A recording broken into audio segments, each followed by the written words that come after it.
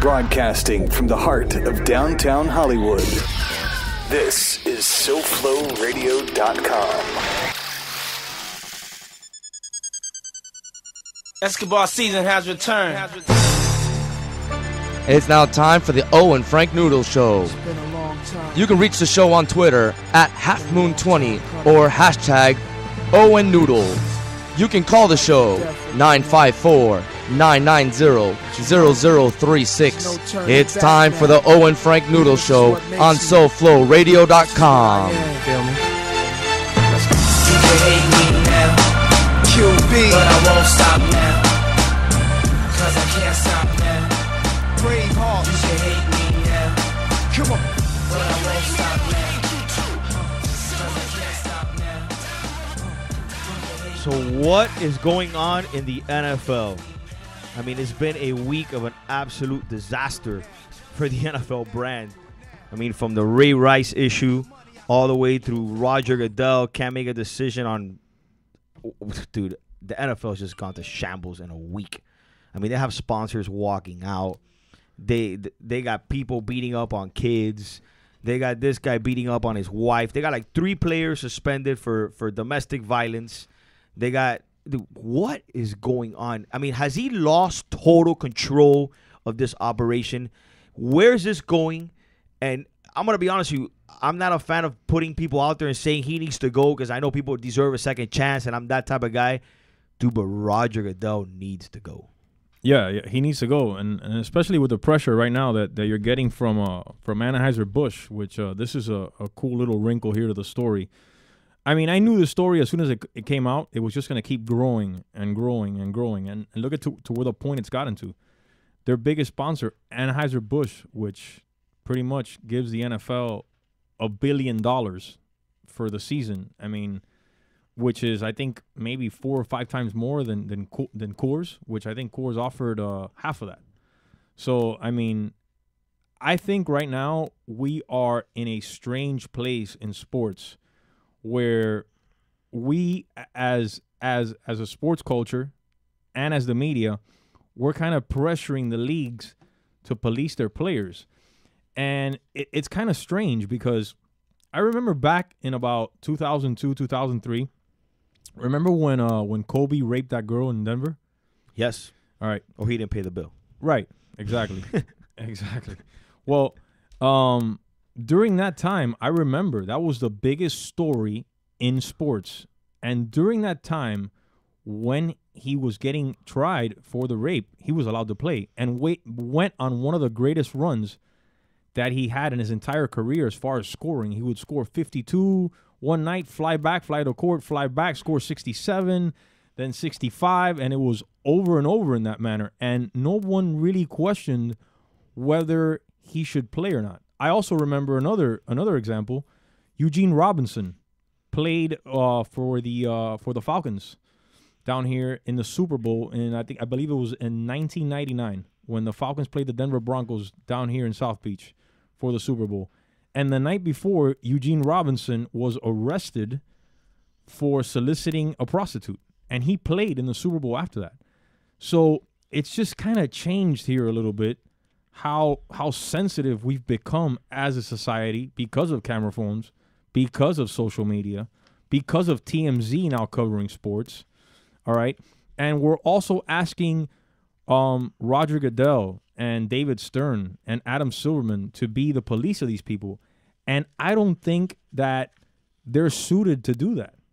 I really don't. I mean, you could obviously tell that Roger Goodell has no idea what he's doing or how to handle this. I mean, one guy... Well, do you put it back on the team then to handle their personnel? Let's say like a business that has their staff, their personnel, and they handle it internally. I mean, how does... No, you can't do that either. Because but do you like the fact... Do you agree with what happened with Kobe? Do you think the athlete should be allowed to play until, do they go through the process and they're proven guilty? Or do they step in a case like a Ray Rice and suspend them? Like, what... Because I see your point, and I almost like... I don't know if you noticed the governor of Minnesota also was totally against what the Vikings did, that they allowed Peterson to come back, and he's going to play this Sunday. I kind of questioned it myself. I was like, man, is he ready to come back? Has he learned his lesson? But in reality, he has to go through the process, the court of law, and they'll decide. The same thing almost with Tony Stewart. Tony Stewart was able to drive right away if he wanted to. He took a couple of weeks off himself, and now he's driving. But that process is still today. That process went to a grand jury too. Right. So do you allow the athlete to participate until proven guilty, or do you suspend them? Every case is different, though, Omar, and I don't think that these leagues should be in charge of policing these guys. I mean, your job as a team is to win football games, to get people in the stands, and to get sponsorship money. That's it. That's your job. Your job is not to raise these guys, these men, these grown men. I mean, but there has to be some they're type of allowed. Okay, first there of all, has to be some type of control. Yeah, well, I mean, to a level. Let me get to that. I don't think that Roger Goodell can do it by himself, or I don't think one commissioner can do it by themselves. I think what should happen is that there should be a party set up right now in the NFL, all right, with kind of like what they've done a little bit with the NCAA group. Okay, you put maybe about 5 or 6 people that are well respected. A couple ex-players. Some women. Fair enough. I know where you're going. I see where you're going. You put a committee that has nothing to do with any of the teams or the commissioner or the sponsors. Just a group that's on their own. This is what they do. That committee handles that. They vote on it. They speak about it. And they're the ones that do that. I think that's the only way that I could think of in my head, because right now, I mean, you have Josh Brown being suspended for a year for marijuana. You have another a random player suspended for 5 games for wearing socks that are too high. And then you have Ray Rice suspended for 2 games for beating his wife. Like, he's all over the board. And I think, listen, I think that the NFL is trying as hard as possible not to fire Goodell. Because if they wanted to fire him, I think he would have gotten fired already. They're kind of waiting for the media storm to cool down a little bit. And I think a good barometer of that, to me, always to know where the NFL is going, is to listen to Colin Cowherd. You listen to Cowherd, and he is like, I call him the Illuminati of talk radio. Whatever the higher-ups are doing, you're going to hear it on Cowherd's show. He always takes a side of the commissioner, wherever it's at, whatever stance he goes on. And I think they've already started to put a think tank together of, okay, we're going to let Goodell slide. But with this new development of the Anheuser-Busch, I don't think Goodell is going to survive. And I think there's big dollars that are backing out right now. $1 billion is a lot of money, brother. You know, and the funny thing is that, you know, I look at the main thing, and to me, it's about the image of the organization. The NBA did something years ago. David Stern implemented a policy where the players sitting on the bench had to wear a suit or a jacket, slacks, etc. And a lot of people complained about that at that present time. Oh, you should be able to wear whatever you want, whatever. But it's an image. If you look now on the bench in the NBA and you see players that are not playing, they're suited up, it looks professional. If he wouldn't have implemented that policy, imagine what these people would be dressed like on the sidelines. And that perception is probably not what you want when you're trying to market these leagues to guys who wear suits. See, that's where the problem is. When you go to meet with the guys from Budweiser in a table and you're promoting the NFL brand, the guys sitting at the table, those guys are in suits. So you have to somehow you have to cater to that market. Yes. So you got to cater to that market one, and then the image comes along with it, which we all know that the image of some of these athletes is not exactly what you would call business-like material. So you have to find a way to almost meet them halfway. I just think Goodell has dropped the ball because I don't think he's done enough to control that image from behind the scenes. And then when something happens, he's way too reactive to it, and then he blows it up out of nowhere, and he doesn't do his research. Right, and that's not leadership. Exactly. That is not leadership. He's reactive rather than proactive. Correct. And he's not doing things behind the scenes, so it doesn't look like it's like David Stern that time just said, hey, from now on, everybody's wearing a suit and tie or a jacket and slacks. Oh, that's how it's going to be, or you don't play in the league. And look at it now. It's worked out great. The league looks professional. Players actually now are dressing good. You see the difference. Right. It's the image of the league. I just think Goodell has dropped the ball big time, and he's too reactive. Something happens, you're suspended. 40 games. And he has become, I think, he's towered over Ray Rice right now when it comes to domestic violence, because Ray Rice was the one that knocked his wife out. and Goodell has turned into the face of it. Oh, of course, but So now, because he dropped the ball. Like, Right. no one's even talking about Ray Rice that much anymore. Now they're talking about, dude, Goodell needs to get fired. right, and I mean, there's certain things that happen in players or famous people's careers where you get stamped with that stigma. And I think that Goodell right now, when you think of Roger Goodell, you think of, oh, yeah, that's the guy that approves of domestic violence. And the NFL, it's true.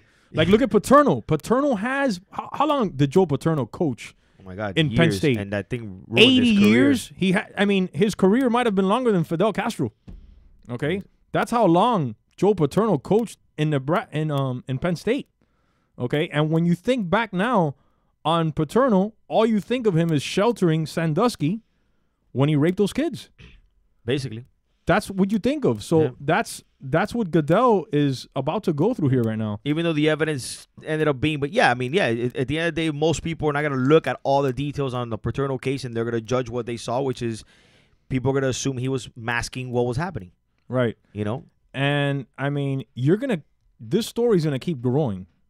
And there's more levels to this. Oh, of course. The fact that supposedly Ray Rice came out in public and said, I told Goodell Yes. that I hit her. Right. Right there is like, oh, okay, so what were we trying to hide? That the video was in the NFL office in April of this year. So there's a lot there to point out to. And he brings in the FBI or the ex-FBI director to do an investigation. That's another shame. I think that's just all. Yeah, that's smoky mirrors. Yeah. They're just trying. They're just giving you a dog and pony show right now to make it look. Someone's head's gonna roll. Yeah. In a couple months. But they're trying to paint it And- pretty. They're trying to put lipstick on the pig right now. Exactly. And they'll give that person a buyout and, okay, look, we're going to use you to fire you. We'll give you $100,000 buy. Yeah, I think it's ridiculous. I think it's really bad. The thing with Adrian Peterson, and my God, it's tough because I'm one of those people where I'm a little old school where sometimes you have to discipline your children, a certain way. And nowadays, you can't even touch these children. I mean, they'll tell you right away, oh, you can't touch me. I'm going to call HRS on you, whatever. But these kids are smart. And it comes a point in time where, look, I'll be the first one to tell you, when I was growing up, if I disrespected my mom, my father never put his hands on me. But my mom, she'd be like, boom, she hit me real quick because that's my mom. It's like, I can't disrespect her, But it comes a difference where, dude, like, you hit your child, all right, probably not cool, but it happens. Let's be honest. But you can't beat your child. There's a difference there. There's a difference. Listen, I'm in agreement with you because I used to get my ass kicked, and that's the only way that I would, that things would settle in. I was just that kind of kid. I was very hyperactive, and until my mom didn't take out the belt or the shoe, I wasn't really listening to what she was saying. And you bring up a good point. It depends on your child. Right. Because you might have a child that be like, hey, don't do that. So, okay, Papi, I won't do it. If but you have a challenging child, you got to do something about it. You have a slippery slope here where, I mean, like I said before, you cannot be Roger Goodell or the NFL and tell Adrian Peterson how to raise his child. That is up to the police or another organization to do that. Even though it was excessive, but, I mean, the way they've been handling things, I personally don't think he should have been deactivated this week. Last week? No. I think you let due process take its course. Once you have the final verdict, then you go from there. But right now, okay, look, he got deactivated 1 week, and then you have Rick Spielman with the awkward press conference yesterday. Really awkward. Yeah, we're going to let him play. play. They set him up for that one. Yeah, I mean, I was like, what wow. was that? You know what I mean? And then you have the guy in Carolina, which he already got convicted. Hardy. He was playing, okay? And then because of the climate of the Ray Rice thing, let's suspend them. And then you have the Carolina Panthers owner crying on television. I mean, I have no idea how Roger Goodell has not gotten fired yet. It's too much. No, you got the other guy in San Francisco who he's playing. Yeah. It's just right now it's a mess. It's an absolute mess. And I have no idea how they're going to get control of this. The thing is that I don't remember us ever caring about this like we did. I mean, I've talked about Lawrence Taylor on the show a million times. Like, I used to smoke crack the night before games, and they would know about it, and he would go out and play. Boxers have beat their wives. Look, Mayweather beats the beats the crap out of his wife, and we don't really say anything. it was just like, okay, he's talented. So, I mean, I don't know. I think it's just because of TMZ now covering sports. All right, you have a different way on how to look at this, and culturally, because of the camera phones and social media and the 24-hour response, we are now caring about things that we didn't care about before, and it just makes it. I don't know. We're in a we're in a strange place right now. It's not that we didn't care about it; it's that we didn't know about it. But it's too part of the media. But 100%, or we found out about it after the fact. I guarantee you, in the 80s and maybe even the early 90s, a lot of these athletes did things that these athletes do now today. But we didn't know about it. So if you don't know about it, then you don't care.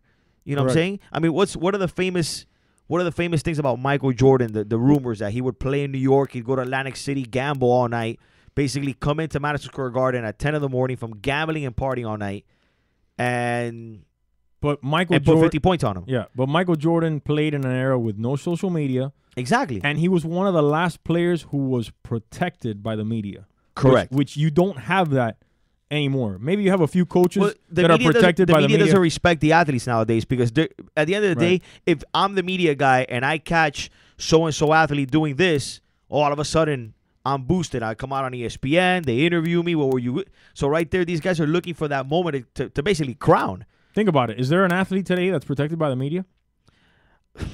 Maybe Peyton Manning. Maybe Tom Brady in the NFL. I mean, the only guys that I could think of that are protected by the media are maybe guys like with huge power, not even players, is maybe Nick Saban, Urban Meyer. All right? Coaches that are coaches and work for the media. And that specific, work for the media. Yeah, like if you don't touch Nick Saban in Tuscaloosa, you can't. You're not touching that guy. They'll fire you. They'll hang you, basically. In a nutshell. In Ohio State, you're not going to touch Urban Meyer. No, I agree. So maybe in those perspective, yes. Athlete-wise, but then again, I'm naming guys like Tom Brady and Peyton Manning who don't put themselves out there. They're very low-key guys. Yeah, so protective. Oh, man, wow. I mean, in basketball, you can't say LeBron. He's always getting nailed. No, LeBron is a poster boy for getting nailed. Yeah, I mean, you're right. There's not many out there. There's baseball. Not even Tiger Woods, who was a tyrant. Yeah. I mean, that guy was as big as it got. And the media's come after him, especially when he had the issue with his wife. Right there, the open door, boom, they jumped all over it. The media brought him down. No, I wouldn't doubt it. If they caught Peyton Manning with something, they jump all over it also.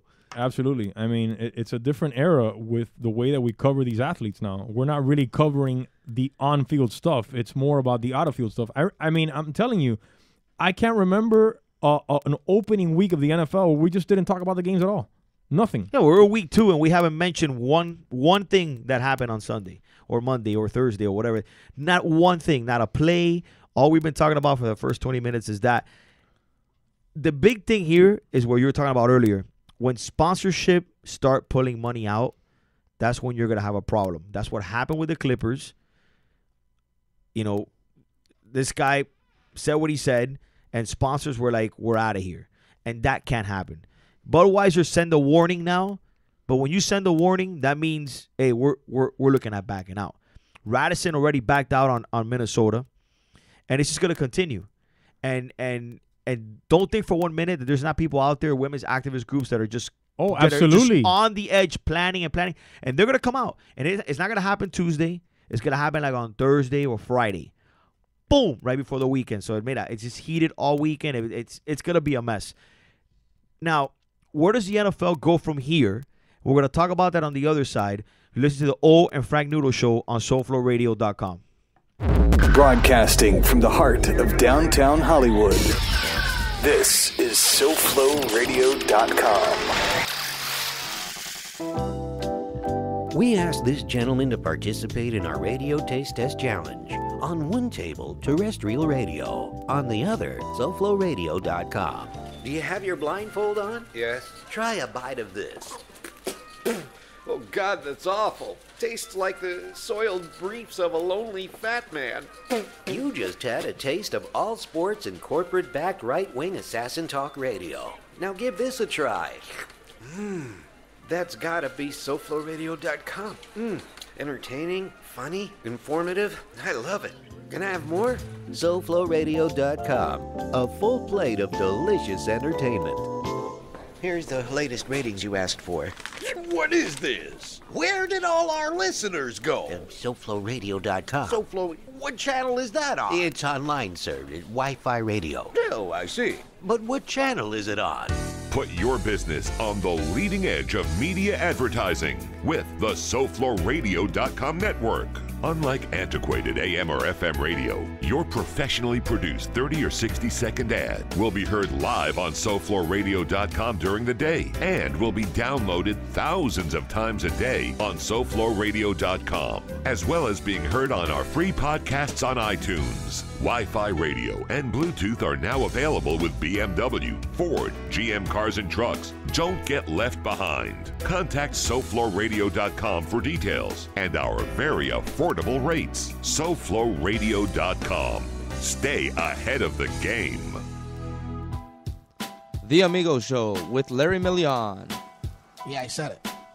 Michael Jordan was the biggest thing in the NBA. LeBron is the biggest thing in the NBA. Same type of star. I'm not going to argue who's better today. And you look at that, right, Frank? And I remember Jordan. Like, I rooted against Jordan. You know why I rooted against Jordan? Whoa!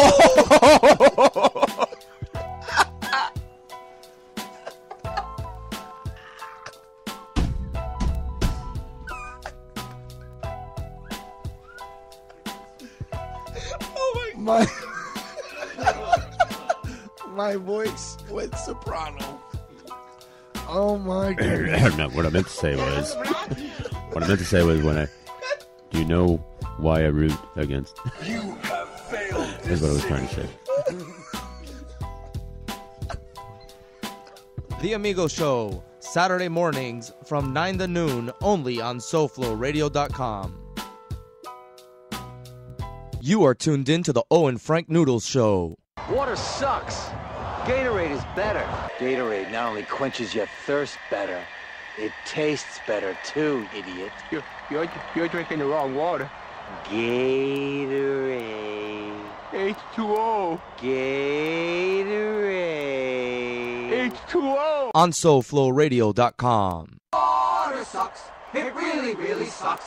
Water sucks. No, stop it saying really, it. really You don't mean sucks. it. You're bad people.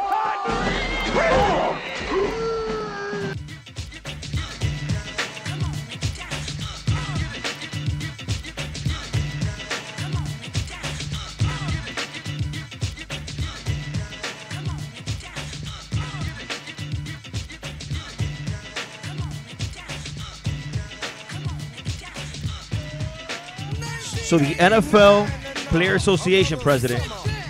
You let the song ride a little bit? Yeah. I want to read right to here, you. bro. I want to read to you before we get into what the NFL going to do next. Is Eric Winston is the NFL Player Association president, and basically today he was saying, you know, that the players aren't against discipline, and the union is not against discipline. All we're for is a fair process, which is what you've been talking about. Right.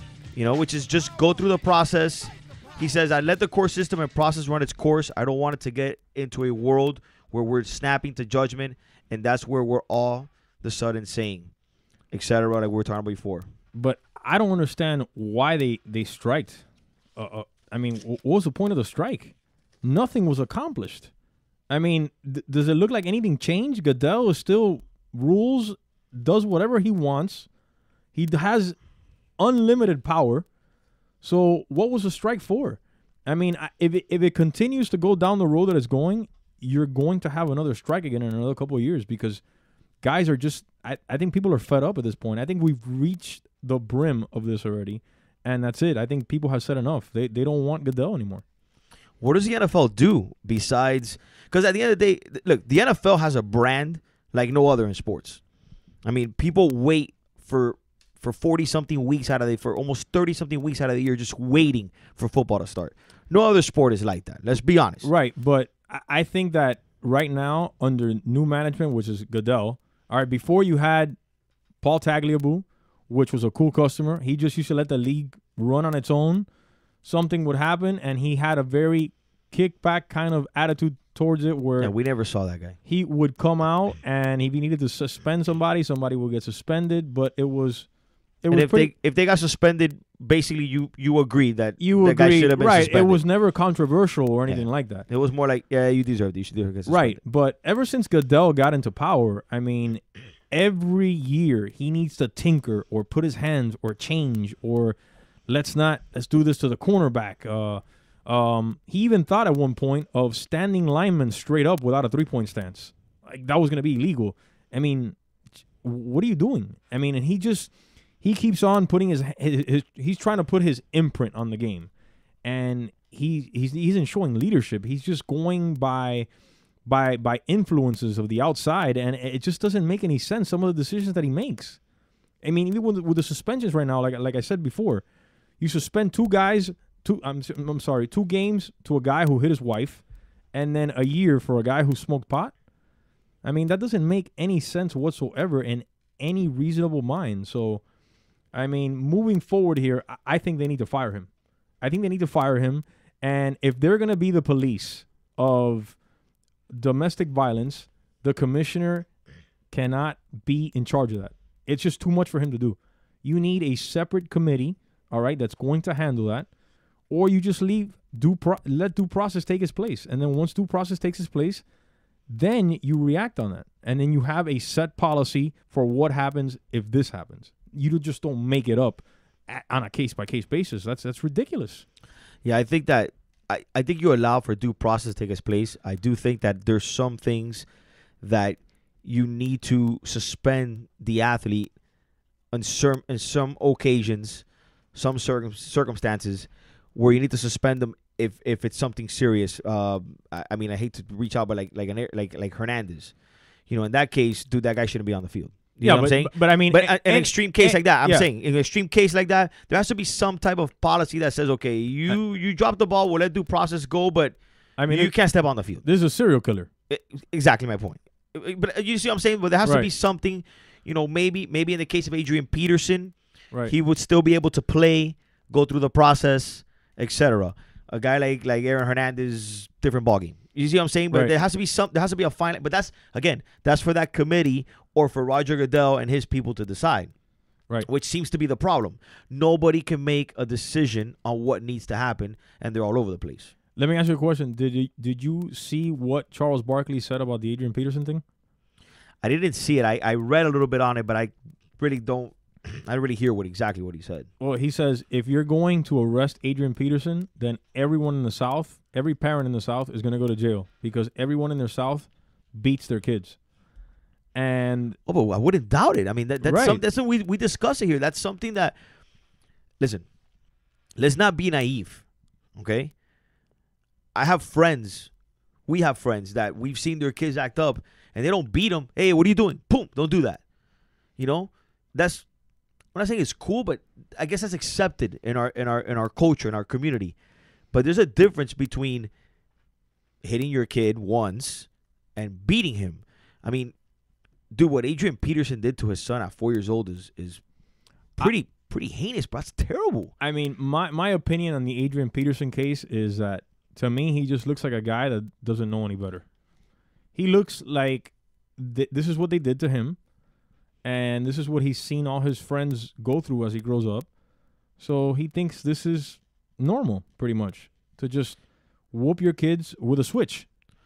I wouldn't doubt that in the back of his mind he feels like he did nothing wrong. And he said it. He goes, "I was disciplining my kid." I look at it now. Maybe it was wrong. Maybe he's talking like that now because they've told him that he needs to say this. But yeah, I wouldn't doubt at that particular time he didn't realize what he was doing. Very similar to Ray Rice. We've had discussions off the air that it seems like what he did is something normal. Because when he knocked her ass out, it wasn't like he had like remorse, like, oh my God, are you okay? He didn't reach down. No, he just knocked her out. It was like. The interesting story about the Ray Rice thing, if you isolate it, is the fact that his wife is now supporting him. And they got married after the fact. So I think Goodell gave that a little too much credit. And it was too much for people to handle, and I can see where it got kind of weird there a little bit. Where, I mean, I beat her up, she beat me up, we're now going to get married, and it's a problem that we have, and we're going to go ahead and move on through it. And they're not the first couple ever to do this. I mean, Correct. Well, call it to the show if you want to, 954-990-0036. We're talking about the issues with the NFL, but I do want to change a little bit of gears here and get into some sports talk. And we were talking about, you brought up something how Roger Goodell has changed a lot of things in the league. And one of the things we're talking about, I'm going to bring up now, is instant replay. And how, they replay every touchdown and everything's a mission. And if the guy catches 2 feet in bounds, his toes out, or bobble the ball, all this nonsense. But last night, the Indianapolis Colts lost a football game. And I'm shocked that those 2 penalties, well, one wasn't called on T.Y. Hilton. He grabbed his jersey, no call. Okay, and then the horse collar. Yeah, the horse collar was pretty blatant. And I wonder. So we replay all these other things, but it's okay to allow this to happen, and then there's no replay. Now, I'm one of those people that I think the human element should be part of the game. Okay, I like baseball because the umpire sits back there and he calls balls and strikes, and sometimes he's gonna call a strike when it's a ball, and sometimes he's gonna call a ball when it's a strike, and I kind of like that. But last night, if you're gonna implement these policies, where do we step in, the NFL, and make sure that the Colts got jacked last night, basically? Well, I mean, I think once again, and I mean, I don't mean to be redundant here, but I think once again, this is Roger Goodell's fault because no one knows anymore what is pass interference and what isn't pass interference. No one knows. You can't touch the guy. Pass interference. Nobody knows what is a legal hit and not a legal hit because I've seen guys now hit the quarterback or a running back in the strike zone being between the neck, all right, and the upper part of your legs. Hit them flush clean, drop them, and they get called a penalty for hitting them too hard. So, I mean, I don't think anyone knows what a pass interference is right now or what a hit is. So, I mean, it goes back again to Mr. Roger Goodell, who thinks that the NFL is so Teflon and so unbreakable that he can do anything to the sport and nothing will happen. And people are starting to notice. And if you want to, like I've said before, if you want to watch true football, you watch football on Saturdays. You watch college football. And college football still holds true to how football is supposed to be played, not how it's being played in the NFL. Yeah, I mean, they're obviously not going crazy with the penalties like they did in preseason. Even though yesterday, no, not yesterday, but Sunday's games were a little bit. I saw a little bit more of the flags here and there, but the NFL. I mean, I think what was it the other day? One of the quarterbacks I was watching on the Red Zone channel. I have so many things going on when I'm watching that. One quarterback took a hit, and they called a penalty, and I was like, dude, that's a normal hit. Yeah. Like what is this coming to? They don't know. Like, what is it? No one knows. And the funny thing is exactly what you said. The player, they throw the flag, and the player's like, what happened? What happened? Yeah. Like, what do you want me to do? Yeah. Like, I'm 6'3", 250 pounds, running full speed, and is it my fault the quarterback kind of maybe took a little bit of to try to get away? He ducked a little bit, and I hit him in the head with that. I mean, come on. What do they expect from these players? Even the announcers, I hear the announcers complaining. I hear Gruden talking about it all the time. He says, just let them play. Jesus, let them play. I mean, you have no idea what's going on out there. So, I mean, it's just... It gets frustrating, and as an avid football fan like we are, I mean we notice these things, and pretty soon the common fan will start catching on, and we'll see what happens. I mean, and we'll also see what happens now with the Anheuser-Busch thing. This is gonna get very interesting here in the weeks to come. So, yeah, I think that's gonna be a problem. I think that is gonna be, I guess you could say, the snowball effect, game changer. Yeah, to what's happening with Roger Goodell. So, sticking to football, I know you saw the Dolphin game. Did you see the Dolphin game finally? Or were you out of town again this week? No, I saw it. What do you think? I didn't really see it, to be honest with you. What did I think about I think about the Dolphin game? I saw it here. I thought it was the same game that I've seen the Dolphins play in Buffalo in the last 10 years. Yeah. Well, I put here on my show notes, Dolphins look like the Dolphins again. Yeah. That's basically it. It's the Dolphins up in Buffalo. There's no way. I don't care if Marino was the quarterback for the Dolphins. They would have lost that game. What is it in that place? They always lose there, no matter what. And this time they actually played the game early in the year. That Buffalo game usually is sometime in December, like on week 14 or 15. Forget it. We don't got no shot there. There's snow all over the place there. Ice on the field. And there's no way possible. And all I see is Thurman Thomas catching a screen and running for 80 yards. Yeah. The only game I think we've won in the past years is the one that Ricky Williams ran for like 230 yards in one game. That game and Lewis Oliver one time had 3 interceptions against Jim Kelly and had a run back for 102 yards. Those are the only 2 I remember that. Now that you bring that up, I remember that. Those are the only 2 games that I can remember that we've won there.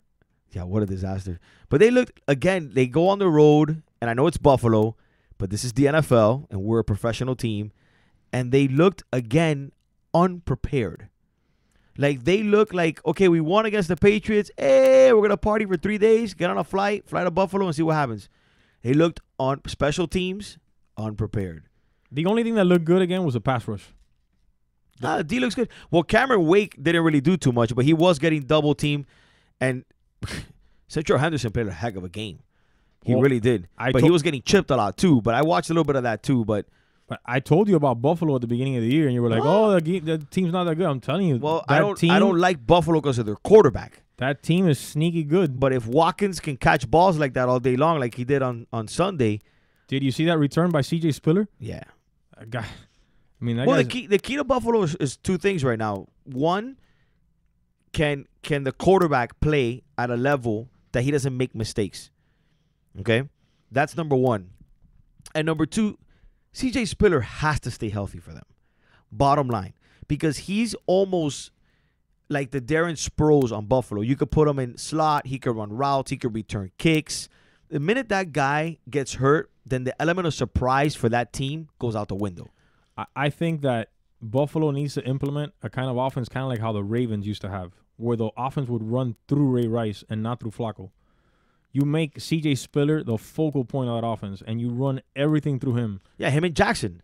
Yeah. And then, but now you have a guy that when they put 7-8 guys in the box, he can break that. Watkins can get open. He's getting open, and he's a big enough target that you could put it somewhere near him, and he's going to make the play. They had guys like Stevie Johnson. They have guys like Woods. Those guys are not big target receivers. Those guys have to be open to make plays. Watkins is pretty real, bro. No, he played great.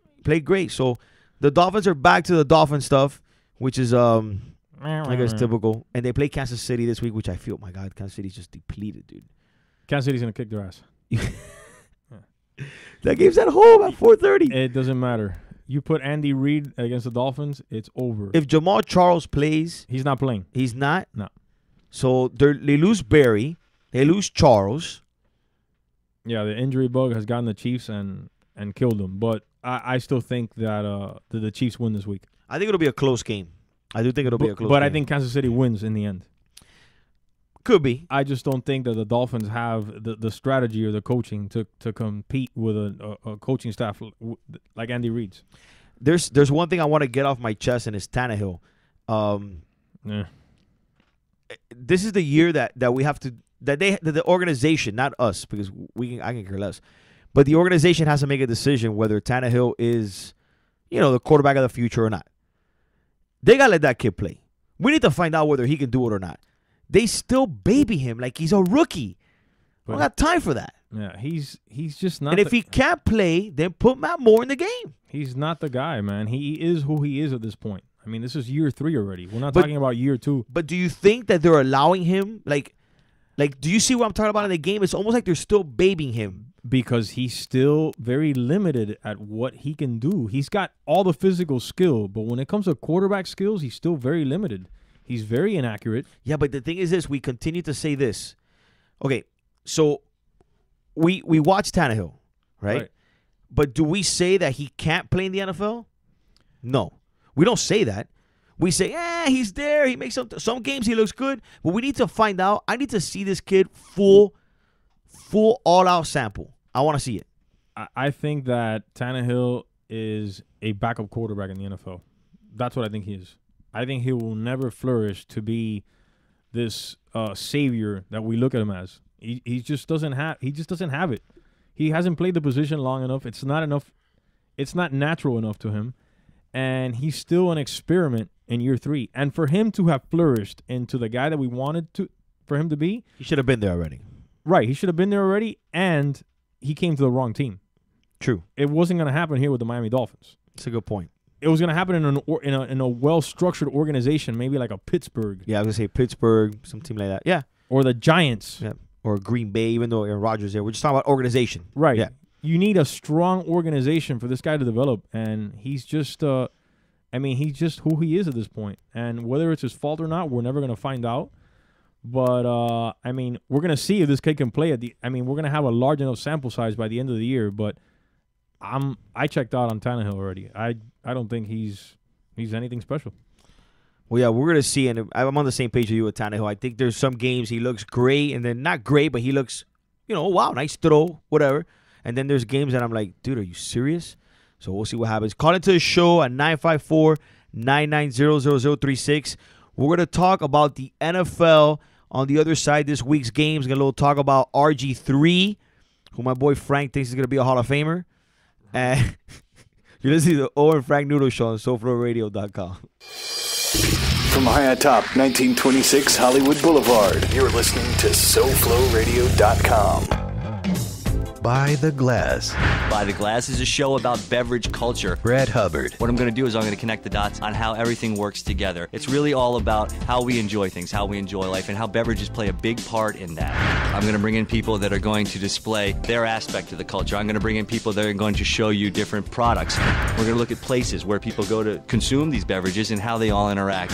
Things are built around the actual beverage itself. By the Glass. Thursdays from 6 to 7. Only on SoFloRadio.com. The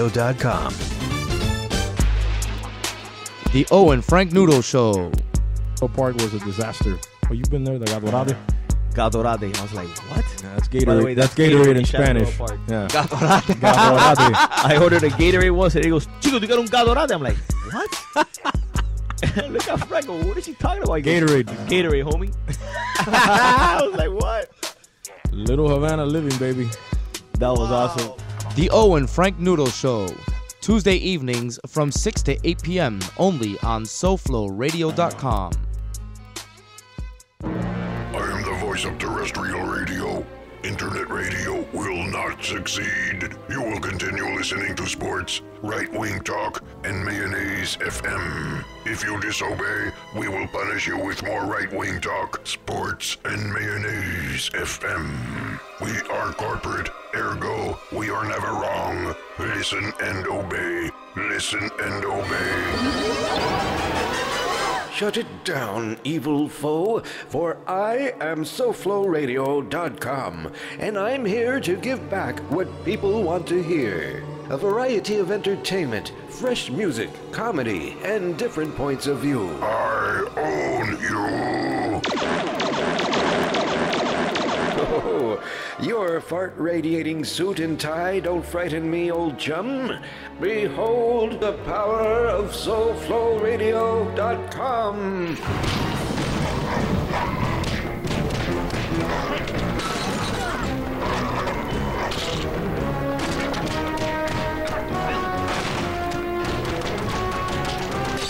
My balls are falling off. You only had one, my evil friend.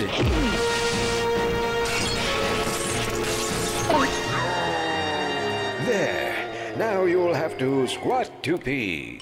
SoFloRadio.com. Castrating terrestrial radio. One ball at a time. You are tuned in to the Owen Frank Noodles Show. Over these last few weeks, and I remember when you first got here, you wrote a piece of paper in my locker. I don't know why I'm crying so much, man. On SoFloRadio.com. Mom, you the real MVP.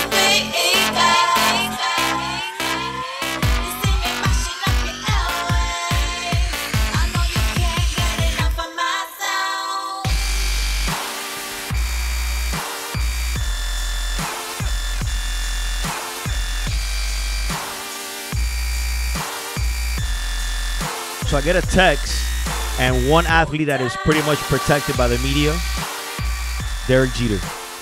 Yeah, you pretty good athlete to be protected by the media. Yeah, you hear nothing of that guy. No matter what he does, they bow down to Derek Jeter. The captain. But he does stay out of trouble. Yes. I mean, to some extent. Let's be honest. He's been around the block, but he stays out of it. So if you want to call into the show, 954-990-0036. And also, one of my buddies also alerted me that Big Ben is the one that got laid out on it was actually the Thursday night game, and they called a penalty on that hit. That was the hit that I was talking about. I'm like, dude, how did they get a penalty on that? So that was the one right there. So we're going to continue with the little NFL talk. And Frank's been talking here about RG3. He's not a fan of his, and neither am I. I've been saying it. You can call me the Swami on this. I said by week 6. El Swami or El Sapo? El Swami. Bro, this guy's been talking about it, and his boy Kirk Cousins is the starter in Washington. Captain Kirk, baby. By week 6, I said that RG3 will either get hurt or benched, and he beat me to it. Week 2, he was out. I mean, like I said before, I've never seen a guy who gets injured or doesn't know how to take a hit or run or do just the basic things that you need to do as an NFL player. He looks like a mess out there running. And how much does this guy weigh? What, 240 pounds? It's not on his legs. I don't think he's 240. I mean, it's all on the top part because his legs look like they're going to break every time he runs. I mean, dude, you're getting injured without getting hit? Are you serious? And now you're out for 8 weeks? Good luck. I mean, this guy's career is over. I don't like him for a lot of reasons. I don't think he is a pocket passer, which he's not. I don't think he throws the ball with any type of authority. And he has a great arm, but he loves to throw the ball off his back foot. Loves that. He loves to float little passes all over the field. Horrible mechanics. Dude, Kirk Cousins he's got a shot. He's got his shot. I think he's a better fit for that team. He's got good receivers in Garcon. He's got Deshaun Jackson. Morris in the backfield is very serviceable back. You're going to see him, if they could keep him a little bit under control. I don't think he's the type of guy that he could throw for 300 yards all day, every Sunday. But Kirk Cousins is capable of going 19 for 25, 18 for 26, consistently 240, 250, a couple teeters here and there, and they're going to be solid. Hey, Omar. How are you? Good. You brought up Garcon. The last 2 games that Kirk Cousins played last year, the first one I think he had 186 to Garcon, and the other one was like 197 or something like that. So they got good chemistry. Yeah, they have good chemistry. And that's one thing that RG3 cannot get the ball to Garcon, and Kirk Cousins does. Well, one of the reasons why I don't take Garcon in fantasy football is because they're quarterback. Yeah, terrible. I mean, to me, it's a moot point. You even had Joe Theismann come out at the beginning of the year, and then Dan Snyder made him retract his comments. But he said the best quarterback in camp is Kirk Cousins. And this has been clear to me. I mean, everyone has said I've been crazy for the last 2 years. I've said this. Kirk Cousins is the best quarterback on that roster. And I think you'll see this team now rip off a few wins here. Will give Cousins the confidence, and he'll be accepted in that locker room as their starting quarterback.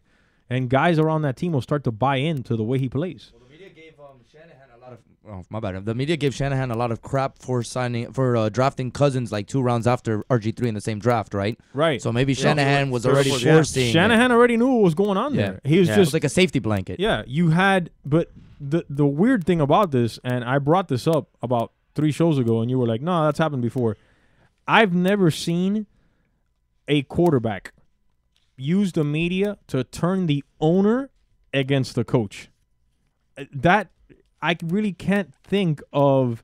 I mean, other than the NBA, because the players in the NBA run the team. I'm talking about in the NFL.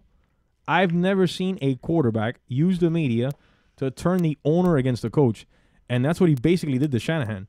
You remember RG3 the first 2 years? He was always in the media saying something. Yeah. Always. Always talking about himself. Yeah, always talking about himself and how the media refers to him as Robert. Okay, thanks. I mean, Robert, really? Okay, Michael, Tiger. Sure, buddy. Robert. That makes a lot of sense. RG3 to me sucks. I mean, he hasn't proven anything, so we can't argue with that. And I mean, I hope that he can recover from his injury and he can have a solid career, but I don't see it happening. I just don't see it happening. And I think Kirk Cousins now is going to have an opportunity to excel, and I think he's going to take advantage of it, and I think he's going to run with it. And I think he fits better what Gruden wants from a quarterback. Absolutely. I think that's going to work out. I'm going to tell you something. Antonio Gates had a crazy game on Sunday. He took it old school. I mean, the Chargers went out there and smacked the Seahawks in the mouth. They didn't want to hear that they're the Super Bowl champions. You know what's funny? that the Chargers are led by a guy that has that attitude, and it's Phillip Rivers. Phillip Rivers is your typical guy. He shows up on Sunday, and he doesn't care if he's playing on an all-pro team. He's going to come at you hard. And they're like, yeah, we're going to throw the homeboy over there, Sherman. We don't care if he's out there or not. We're not going to avoid him. And the Chargers played a very good game. And I saw that game, actually. And I was impressed. They played well. Very well. I mean, Rivers is, he's had the luck of having Norv Turner pretty much be his coach. And he was eroding over there in San Diego the last 2 or 3 years. And now they brought in a new coach. And you could see that he's actually now picking it up and playing better, which I feel good for him because this guy is a talent in the NFL. And when you name the top quarterbacks, you always go Brady, Breeze, Rodgers, and Manning, and he's never mentioned. And I think that he's one of those guys. He's just plays out in San Diego, small market team, Norv Turner, and it's just a snowball of things out there. And the guy gets no credit. But they've had some bad luck in the playoffs. When they had LaDainian and things like that. But I agree. I like Phillip Rivers a lot. I think he's very tough. He plays every game. I mean, basically, you never see that guy sit down. And we know he's played with some injuries in the past with bad knees and stuff. And I agree. He's a tough guy, comes to play. The San Diego Chargers haven't had great teams. They've always had solid teams, but they've had some bad luck. So I got to give credit to them by beating the Seahawks. The Cowboys came up strong against Tennessee on the road. It looked like they finally had a decent connection there with Romo and Des Bryant. They played well. DeMarco Murray had a big game. DeMarco Murray blew up. Yes, he did. Can the Cowboys... I mean, their defense is still... No, not in that division. Not in that division, right? I mean, Washington... The Eagles are going to win that division by week 9. And Washington, I think, is probably the second best team there. So, the two teams are going to fight. I think the Giants are horrible. I'm sorry. That offensive scheme does not fit that team. Yeah, I think it's horrible. It's either that or Eli's done. I don't know. I mean, I don't know what's going on there right now. Right now, they're bad. They're terrible. So I would have put Washington there if RG3 would have been the quarterback. Now that Cousins is the quarterback, I actually give them a better shot to have a better record in that division. But the Cowboys, they played a good game the other day. They really did. So I give them a little bit of props for that. Look out for them in the next couple weeks. What's up with the Saints 0-2 losing to Cleveland? I mean, listen, Cleveland is not a bad team. All right, that team. They're not. That team, if you look at... I saw that game today in that NFL replay thing. Hoyer's not a bad little quarterback. He's not. And, I mean, that's not really a true 0-2 start because... Two games on the road. Yeah, 2 games on the road. I mean, you know that the Saints are bipolar, pretty much. Both games are very close. Yeah. They could easily be 2-0. Yeah. I mean, don't get that twisted. I mean, you put the Saints in New Orleans. And they play this week against the Vikings at home. And you put them on turf in that stadium, and it's a completely different story. Yeah, I agree. There's no team that plays better at home. It's like the Colts. The Colts are 0-2 right now, and I still think they're the favorite to win the division. Yeah, they're the best team in that division. The best team in that division. Well, arguably with the Texans, but best quarterback.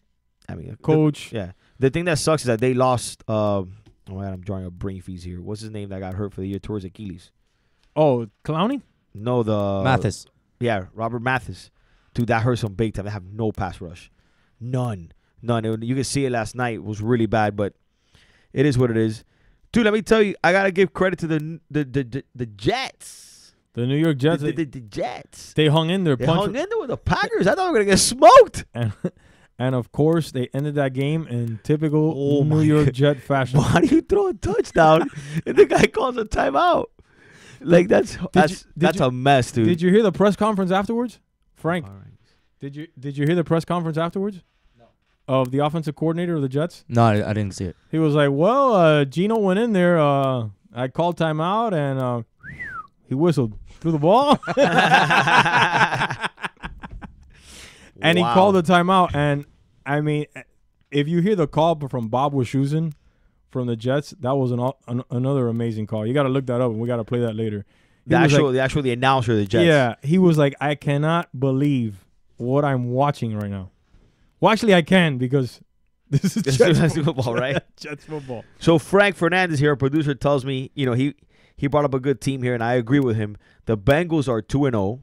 I told you I got the Bengals in the Super Bowl. And you like the Bengals a lot. They look solid. But you want to tell you what's key to that team right now? Giovanni Bernard.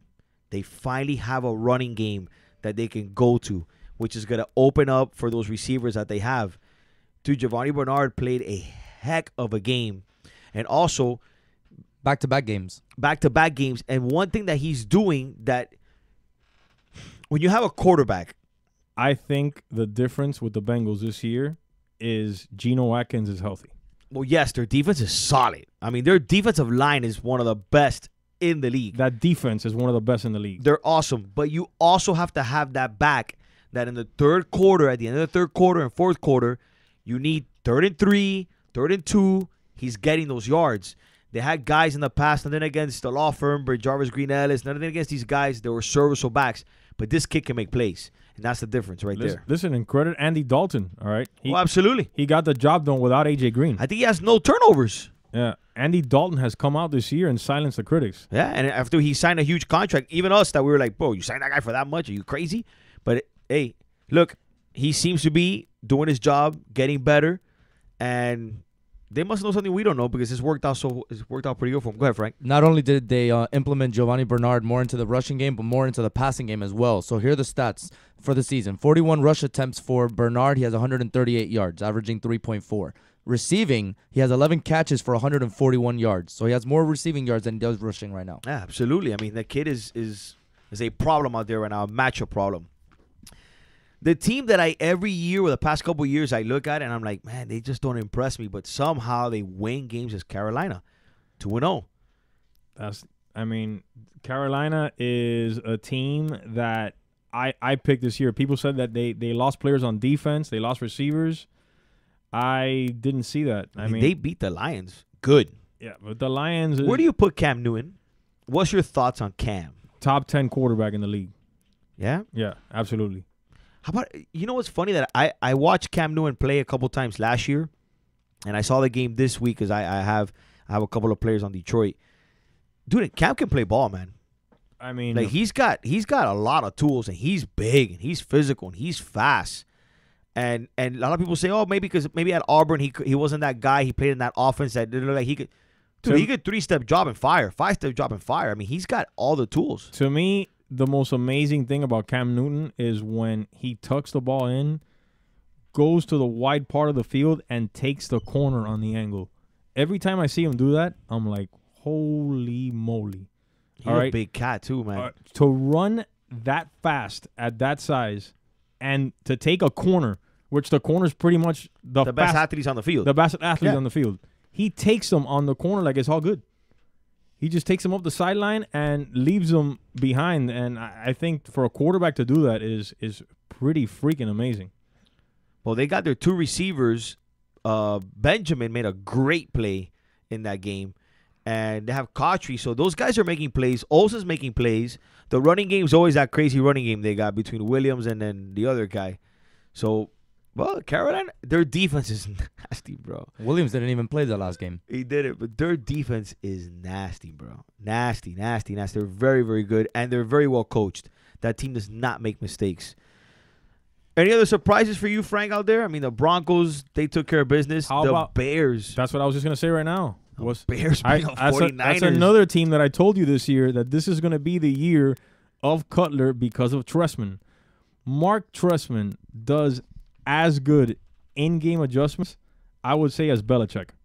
Watch those Bear games closely, and you'll see what happens in the second half with that Bears team always. They always adjust to what the other team is doing. And that's what happened on Monday Night Football. And people were freaked out. Like, how could you lose to the 49ers? I'm telling you, Mark Trestman is the real deal as a coach, bro. Yeah, I agree. He's doing a really good job. And there's one player on the Bears that I think is going to make a big difference to that team. Martellus Bennett is finally playing football the way he should have been playing for years now. You know, he's a little bit of a basket case. When he was with Dallas, a little bit of a basket case. Last year, he kind of started to see a little bit of him. But right now, he might be one of the best tight ends in football. No, listen. I mean, that offense right now is running on all cylinders. And Brandon Marshall, too, his maturity level, you can tell it's up. He's not even dropping as many passes as he is. He had probably a catch of the year already with that touchdown Brandon catch. Marshall's playing football, man. Yeah. He's legit out there. He's the best Dolphin receiver ever. That was the biggest mistake ever. That was wow. Big mistake for who? For the Dolphins. They let that guy go. Come on, you don't let that guy go. That guy's I understand talent, he bro. dropped 7 touchdown passes, but you knew that there was a good receiver there. Yeah, that he guy's needed some talented. growing up to do. You You're used to finally watch- seeing it now in Chicago that he's grown up a bit. You would watch Dolphin games and forget that he was playing, which was amazing to me. I'm like, that was the most startling thing about the Brandon Marshall era here for 2 years with the Dolphins. Because he brings everything. He blocks, he catches, Again, you he's a would big forget body. he was playing. He put on the little Dolphin. That's it. Yeah, It that's just it. that takes your mojo away. That's the kiss of death. Yeah, he just all your talent went out. It's like the kryptonite. So we're gonna go to break. If you want to call into the show, now's the time. 954-990-0036. We're gonna talk Canes football. On the other side, we have a big game on Saturday. Listen to the O and Frank Noodles show on SoulFlowRadio.com. From high atop 1926 Hollywood Boulevard, you're listening to SoulFlowRadio.com. Hey, South Florida. Frank Fernandez here from the Frank Fernandez Show, and I'm here to tell you about the Last Carrot in Coconut Grove. Now, I've been able to eat whatever I want all my life, and I've never had any consequences to think about. But now as I'm getting older, I'm starting to see the effects and the importance in having healthy foods. Well, the Last Carrot is the place to go for a healthy treat. They have a full smoothie bar with fruits which are cut right in front of your eyes.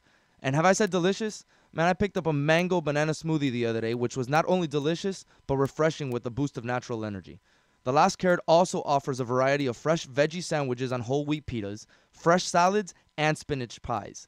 The best part of it all, it's in the heart of the Grove. So after you have your meal, you can take a nice stroll and enjoy the shops of historic Coconut Grove. So come on down to the Last Carrot and don't forget to tell them Frank Fernandez sent you so you can receive that SoFlo Radio discount and have some good, healthy eating. The Last Carrot is located on 3133 Grand Avenue in Coconut Grove, Florida, 33133. By the Glass. By the Glass is a show about beverage culture. Brad Hubbard. What I'm going to do is I'm going to connect the dots on how everything works together. It's really all about how we enjoy things, how we enjoy life, and how beverages play a big part in that.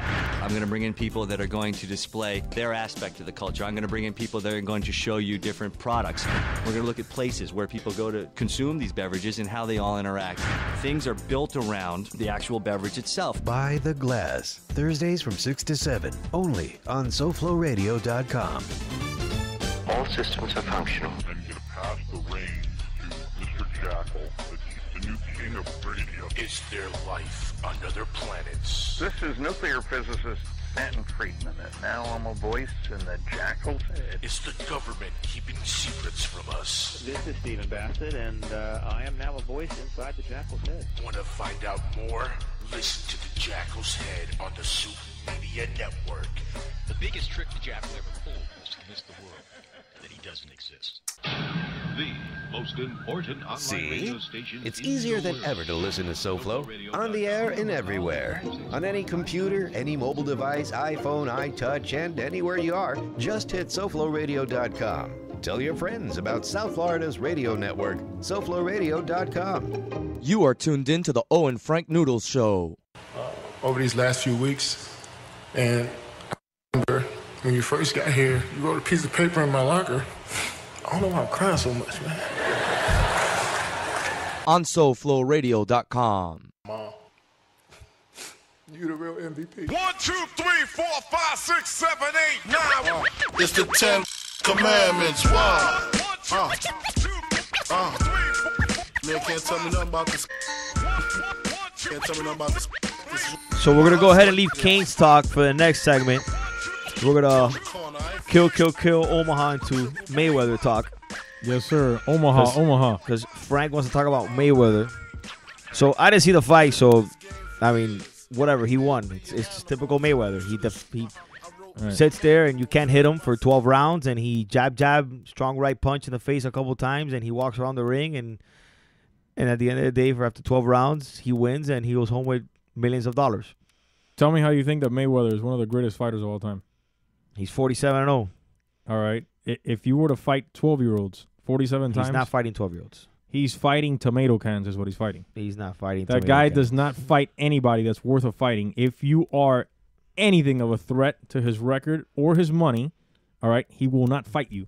That's why he hasn't fought Manny Pacquiao. Maybe you're right, but there's I'm reading here that that's not the complete case. Oh, okay, well, I'm telling you, the case is that he's been trying to fight Manny Pacquiao for about 4 years now, and Manny Pacquiao has said, listen, if you want, I will donate the money, all right, to your favorite charity, all right? Let's just make this fight happen wherever you want, wherever on the planet. Let's do it. And Mayweather doesn't want to do it because he knows he will lose to Mayweather knows he'll lose to Manny Pacquiao. All right, and people say that, okay, you were telling me before that Mayweather's too fast. I think Pacquiao is just as fast, all right, and has the power that Mayweather does not have. And I think Pacquiao will drop his ass if they fight. Maybe. I have nothing against Pacquiao. I think Pacquiao is actually one of the greater fighters in the history of boxing. And I do think if anybody's ever going to touch Mayweather, it is Pacquiao. I will admit that I think Pacquiao right now in his career might be a little slower, so I think Mayweather might want to fight him now, and he's maybe ran away from him. But I think the both of them, when they were supposed to fight in 2009, they both were being babies. I think it was Mayweather who was the baby. Well, there's not Pacquiao. There's two sides of the story. You know, one, Mayweather wanted more money than Pacquiao. Pacquiao was like, the hell with that. I'm just as big as you are. I want the same money. That's not what it was. He wanted. Hold on, let me finish. You got to read. This is straight from a very credible source. I remember the story clearly. And okay, so then you tell me the story, and I'll let Wikipedia not tell me what the story is. And what happened was, all right, Mayweather wanted Pacquiao to do Olympic-style testing. Yes. All right, and Pacquiao said no because why not? Because he says he would be weaker for the fight. After Olympic-style testing is you draw blood right before the fight. Maybe he had an intuition that he was on PEDs. I don't know. Okay, well, whatever the case was, Pacquiao. You just made a statement that Pacquiao said he'd fight him anywhere, anytime, no matter what the standards are. Is that now or was that in 2009? Okay, let me finish. Then at one point, Pacquiao, all right, said, all right, I'll do the Olympic-style testing. Then when he said that, Mayweather would put another condition. All right, but instead of 50-50, I want 70-30. And then he would agree, and then he would keep going. And that's the way that it's been played out. Yeah, they even argued who's coming out first. I don't know if that's what I'm saying. I'm reading this, and there's. But the thing is that it's Mayweather playing this stupid game because he's a little bitch. No, maybe. But it doesn't mean that he sucks as a boxer. That's what you guys said in here. No, he sucks as a. Well, you didn't say it. Listen, but that's what you guys were trying to tell me. He sucks as a boxer. He is the best defensive boxer ever. Okay, but he disrespects the sport and the fact that he only fights tomato cans. He doesn't fight anybody that's worth fighting. And I think. Well, let me ask you a question. The only guy that you could say that he's avoided is Pacquiao. Yes or no? And there's other fighters. Listen, who are the other fighters? Because everybody else in his weight class, he's fought, except Pacquiao. There's other fighters that are marginalized and never brought up that he just won't even mention. I don't know the name off the top of my head, but I've had this conversation before with people that are experts at this, and they've told me if anybody comes up and looks like they're powerful enough at that weight to fight him, he has enough power in the sport or he will marginalize the fighter for that fight or that hype to ever come about. Okay?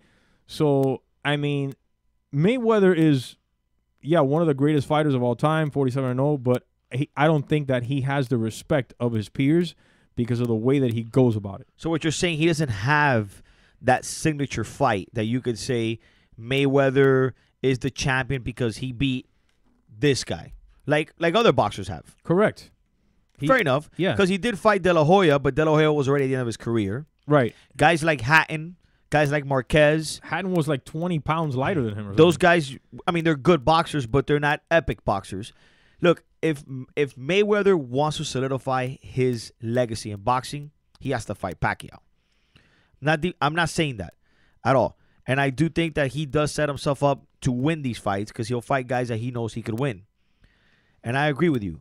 I'm not going to allow for people to tell me that he sucks as a boxer. That's incorrect. But the thing is that, okay, look, if you watch him fight, he never presses. He wins kind of like on technicalities. But that's his MO though. Right. That's the way he is. That's like when the Ravens won the Super Bowl. Everybody said, "Oh, they won. Trent Dilfer doesn't deserve to. He didn't get a ring." Doesn't matter. Their defense is what got him there, and that's what helped him win the Super Bowl. That's how he fights. There's nothing wrong with that. He fights within the rules of the game that he's involved in. And I think we might not like it. We might not think it's flashy. It's not cool. I want to see him knock someone out, but that's not his game. Another problem with boxing is that it's the only sport that is not ran by a commissioner. I mean, it's pretty much the prisoners running the asylum, pretty much. Well, Mayweather runs it now. Yeah. At least his class. There's no commissioner. I mean, and there's so many. There's IBF, the WBA. I mean, no, it's a disaster. It's a bunch of title belts, and there's nobody running the sport. The boxers pick who they fight, how they're going to fight, and how they're going to get paid, and nobody runs the thing. So, I mean, it is where it is right now because of guys like Mayweather. Boxing has basically disappeared. Who's our heavyweight champion of the world? Does anybody know? Klitschko. Is it still Klitschko? Klitschko has been a heavyweight title champion now for almost 12 years. When was the last time he fought? He fights all the time. It's just no one. For real? Yeah. I mean, he doesn't fight all the time. He fights maybe once, twice a year. No, of course. Like he's supposed to, right. more or less. But Klitschko is the heavyweight champion. Wow. So I didn't even think he still was. Yeah. That's crazy. See, like, but boxing has changed a lot. I think MMA has a lot to do with that, me personally. Right. I think a lot to do with it. I think the MMA product is a lot better than boxing, at least from what our culture likes to see, our society nowadays. But I mean, but there's nothing like a good boxing match. There's nothing that gets you more hyped, all right, and it brings more celebrities. But we're never gonna see the Chavez, Ray Leonard. We're not gonna see that anymore. It doesn't exist. I think if you have a Manny Pacquiao Floyd Mayweather fight now, you're that will draw attention like that. Yes, but in 2009 is when they should have fought. Right now, I'm gonna be blunt with you honestly. If Mayweather fights Pacquiao today, Mayweather wins. No way. You're crazy. Pacquiao is not the same boxer. Absolutely dude. not. I do agree with that. Pacquiao is not the same boxer. I think Mayweather's kind of delayed this as much as possible for On his purpose. favor. Yes. So then he can get Pacquiao on his decline. So then he can go In ahead and beat him, 2009 and he can tell everybody, "Shut up, I beat him." Yeah. In 2009, I think Pacquiao beats him. I think Pacquiao beats his ass. Today? Yes. Well, it's 5 years from that. It doesn't matter. How old is Pacquiao? The thing is that Pacquiao is a little older than Mayweather because if you watch Manny Pacquiao fight, he actually sticks his chin in on the fight, and he's brawling with you. He's 35. 35. The entire fight. Mayweather, on the other hand, is 37, but a lot younger. Look at his face. There's no scratches on it. Yeah. There's no bruises. There's no deformities. He's got less mileage. There is nothing on there because he does not get hit. I will admit to this. If someone hits Mayweather, talk about squares him up and hits him good, he's gonna go down because he's never been hit before. No. Listen, in boxing, it's one of those things that you have people who could take punches and they take punches. Why? Because they've been hit. They know what it feels like. That's the only time where I really felt in 2009 if they would have fought, Pacquiao would have stung him at least 7 to 8 times in that ring, in that fight. And Pacquiao hits hard. I don't know. Is Pacquiao even boxing nowadays? He wants to be he's the basketball coach of some team in his country. He's trying to bring Ron Artest to the team. Like, what is he doing? Yeah, he's doing other stuff because the thing is, in his country, there's not much going on there. So he's a politician. So if they fight, they gotta fight in 2015. It's gotta be in the summer so that he has at least 6 to 7 months to get trained for it. Do you take less money if you're Pacquiao to fight him? Well, he said it. He says he'll fight him anywhere for whatever he wants. Let's just make the fight happen. We need to do this for the fans. Bro, they'll walk away with like $50 million a piece. Oh, yeah. Well, I think everybody's going to watch that fight. Yeah. There's going to be no traffic out on the street. That's one fight I would watch. Hasta mi abuela will watch that fight. And Mayweather's 37, you said, Frank? Yes. Yeah, wow. 37. But he looks good for 37, bro. Tipo de hierro. No, he doesn't get hit. That's his thing. He wants to fight people that are not going to hit him, and he wants to keep winning so he can have that record of saying that he retired undefeated. Didn't the guy he fight now give him a little bit of a good fight the first time they fought? See, I don't watch these fights, so I don't know. The first time they was said that he should have won the fight according to everybody that has saw it. He also had a tough fight also with Cotto, Miguel Cotto, the Puerto Rican. That's true, yeah. Cotto lit his ass up. He did. And he hit him. I mean, like I've never seen Mayweather been hit before. He gave him a bloody nose and everything. So that was last year. That was last September, I think. Yes, and he took it. Yeah, he took it. But the thing is that no one can match his speed. That's what he has on everybody. He's so fast. He's a cat. You can't grab him. He just gives you that shoulder in like that where he kind of twirls in, and there's no way that you can hit him. So, but I think Pacquiao, all right, if he trains properly for this fight and if he still has something left, I think can match the speed, and he has power, which Mayweather does not have. If you watch Mayweather box, he really doesn't even throw combinations. He might throw a 1-2 combination. He doesn't really throw combinations. He doesn't really he maybe gets a point. He sits there, jab, jab, and right hand. Jab, Right. jab, right hand. The whole fight. He just keeps you at a distance. He doesn't let you hit him. He's very smart. He's a technician at what he does. And one thing is that he's probably, like, he fights 12 rounds, and if you tell me we're going 12 more, he's like, okay, cool. He's probably the most best conditioned athlete I've seen in a very long time. Yeah, he doesn't party. Dude, he fights 12 rounds, and he finishes the fight, and he's good. Yeah. Tranquilo. Like, he can go another 12 rounds. Yeah. You could tell he's very well conditioned. Listen, at the end of the day, we're gonna agree to the fact that he does run away from boxers. I understand that, but we gotta give that man credit, dude. I mean, he's 47-0. No one touches him.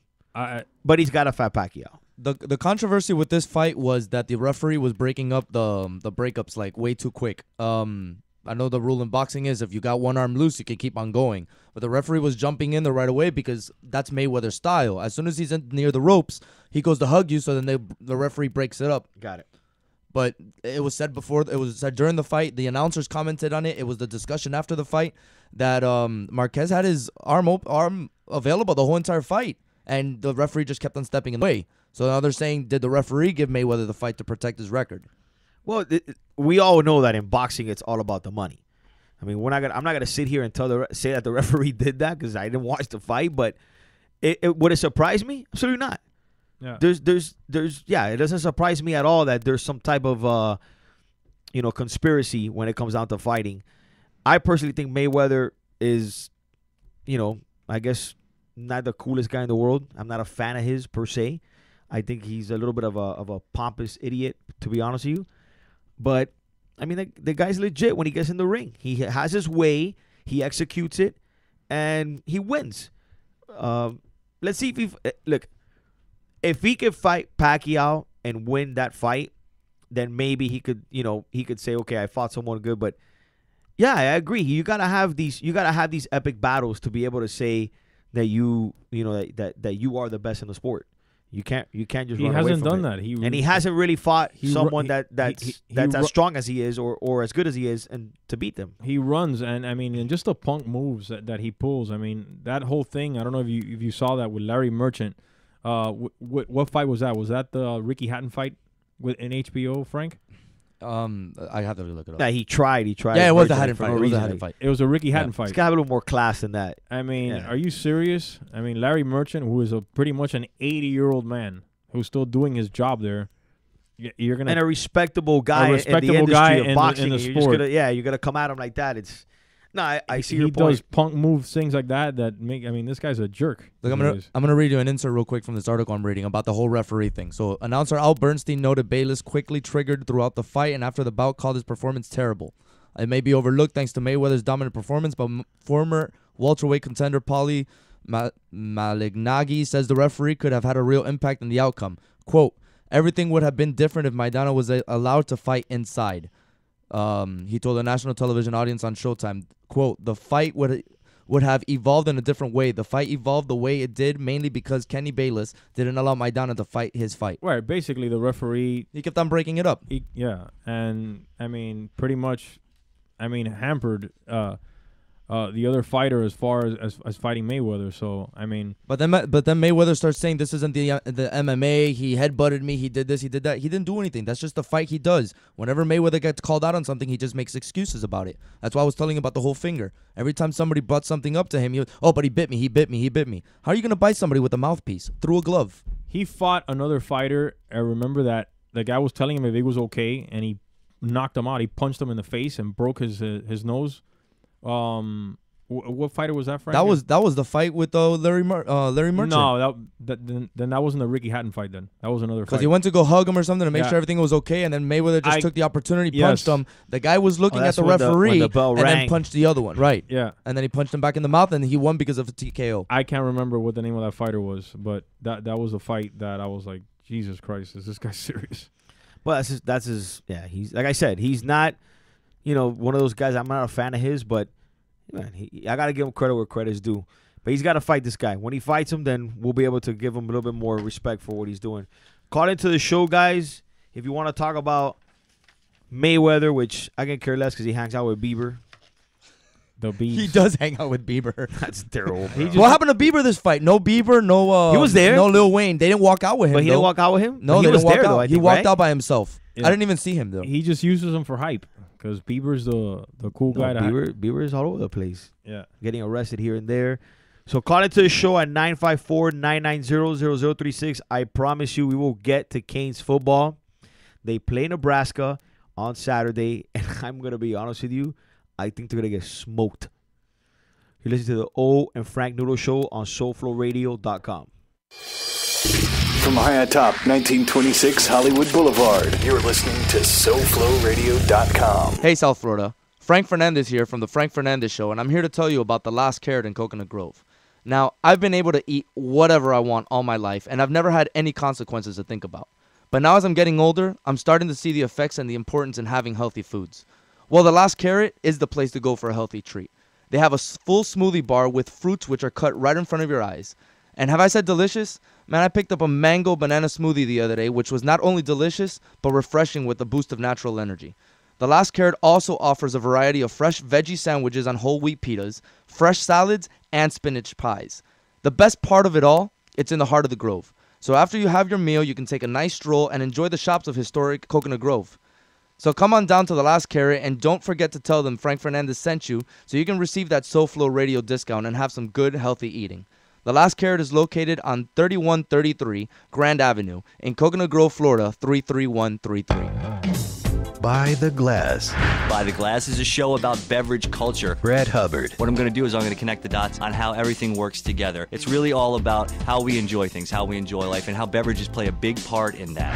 I'm going to bring in people that are going to display their aspect of the culture. I'm going to bring in people that are going to show you different products. We're going to look at places where people go to consume these beverages and how they all interact. Things are built around the actual beverage itself. By the Glass. Thursdays from 6 to 7. Only on SoFloRadio.com. All systems are functional. And get past the reins to Mr. Jackal, the new king of radio. Is there life on other planets? This is nuclear physicist Stanton Friedman, and now I'm a voice in the Jackal's head. Is the government keeping secrets from us? This is Stephen Bassett, and I am now a voice inside the Jackal's head. Want to find out more? Listen to the Jackal's Head on the Soup Media Network. The biggest trick the Jackal ever pulled was to convince the world that he doesn't exist. The most important online radio See? station. It's easier than ever to listen to SoFlo. On the air and everywhere. On any computer, any mobile device, iPhone, iTouch, and anywhere you are, just hit SoFloRadio.com. Tell your friends about South Florida's radio network, SoFloRadio.com. You are tuned in to the O and Frank Noodles Show. My name's Noah J. Bird. Noah J. Bird?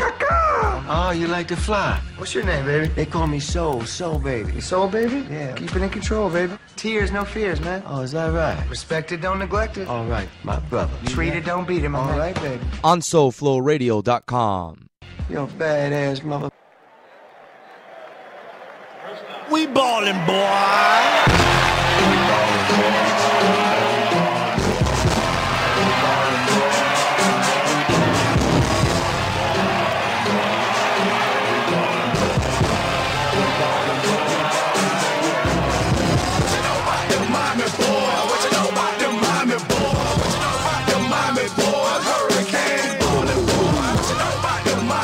Big game on Saturday night in Lincoln, Nebraska. And boy, does Nebraska have a serious running back. Amir Abdullah. Let me tell you something. If the running back of Louisville gave us problems, this guy's going to give us big problems. Gonna get killed. And I'm at the point already with this team with Al Golden and D'Onofrio where I'm frustrated, or I'm getting to the point here that it's becoming Dolphin-like. I'm actually rooting for losses so they can get fired quicker. Yeah, I'm serious. Is that really your strategy? That's my strategy. I'm actually rooting for losses so Al Golden can get fired quicker. And, I mean, look, I think that we're going to get absolutely slaughtered this weekend. I think this guy's going to run the ball probably for about 300 yards on the ground. They're not going to throw it one time. They're just going to run at will against this Mark D'Onofrio defense, and there's nothing that we're going to do about it. And it's going to be one of those frustrating losses where they get pushed around like if they're a bunch of sissies and they can't do anything about it. Listen, if the Canes win on Saturday, I'd be very surprised. Me too. Okay? I don't get it twisted. I'm going to have my hat on. I'll be at the TV watching the game, and I'm going to be pulling for my Canes 100%. But I got to keep it real. I'd be very surprised. We are playing in Lincoln, Nebraska. This team is ranked. They're not the Nebraska of old, but we're not the of old either. Could we keep it close? Absolutely. Yeah, I think so. Yeah. But I do think the home crowd will play a key in it at the end, and I think Nebraska wins. I do think this running back. Is it the game nationally televised? I think it is on ESPN, ESPN. right?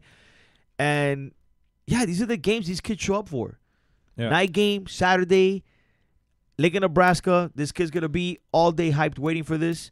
And let's be honest, our defense is not the best in the world. Brad Kaya's playing good too. Yeah, I was gonna say the Miami. offense is playing well. That's the good part about the Canes right now. Miami's gonna be as close as the coaches let Kaya play. Like, True. They have to let the handcuffs go. Look, No. he's been throwing the ball pretty good, man. No, All his look, deep throws are on the money. I agree with what Frank is saying, our producer, because if we go in there and we decide to play, we're going to run Like Louisville. first down, run second down, and then we're three and out, and this kid gets into a rhythm from Nebraska, they're gonna smash us. We're going to have to hit Nebraska in the mouth at some point in time and early so that they know, hey, we're here and we're going to play 4 quarters of football.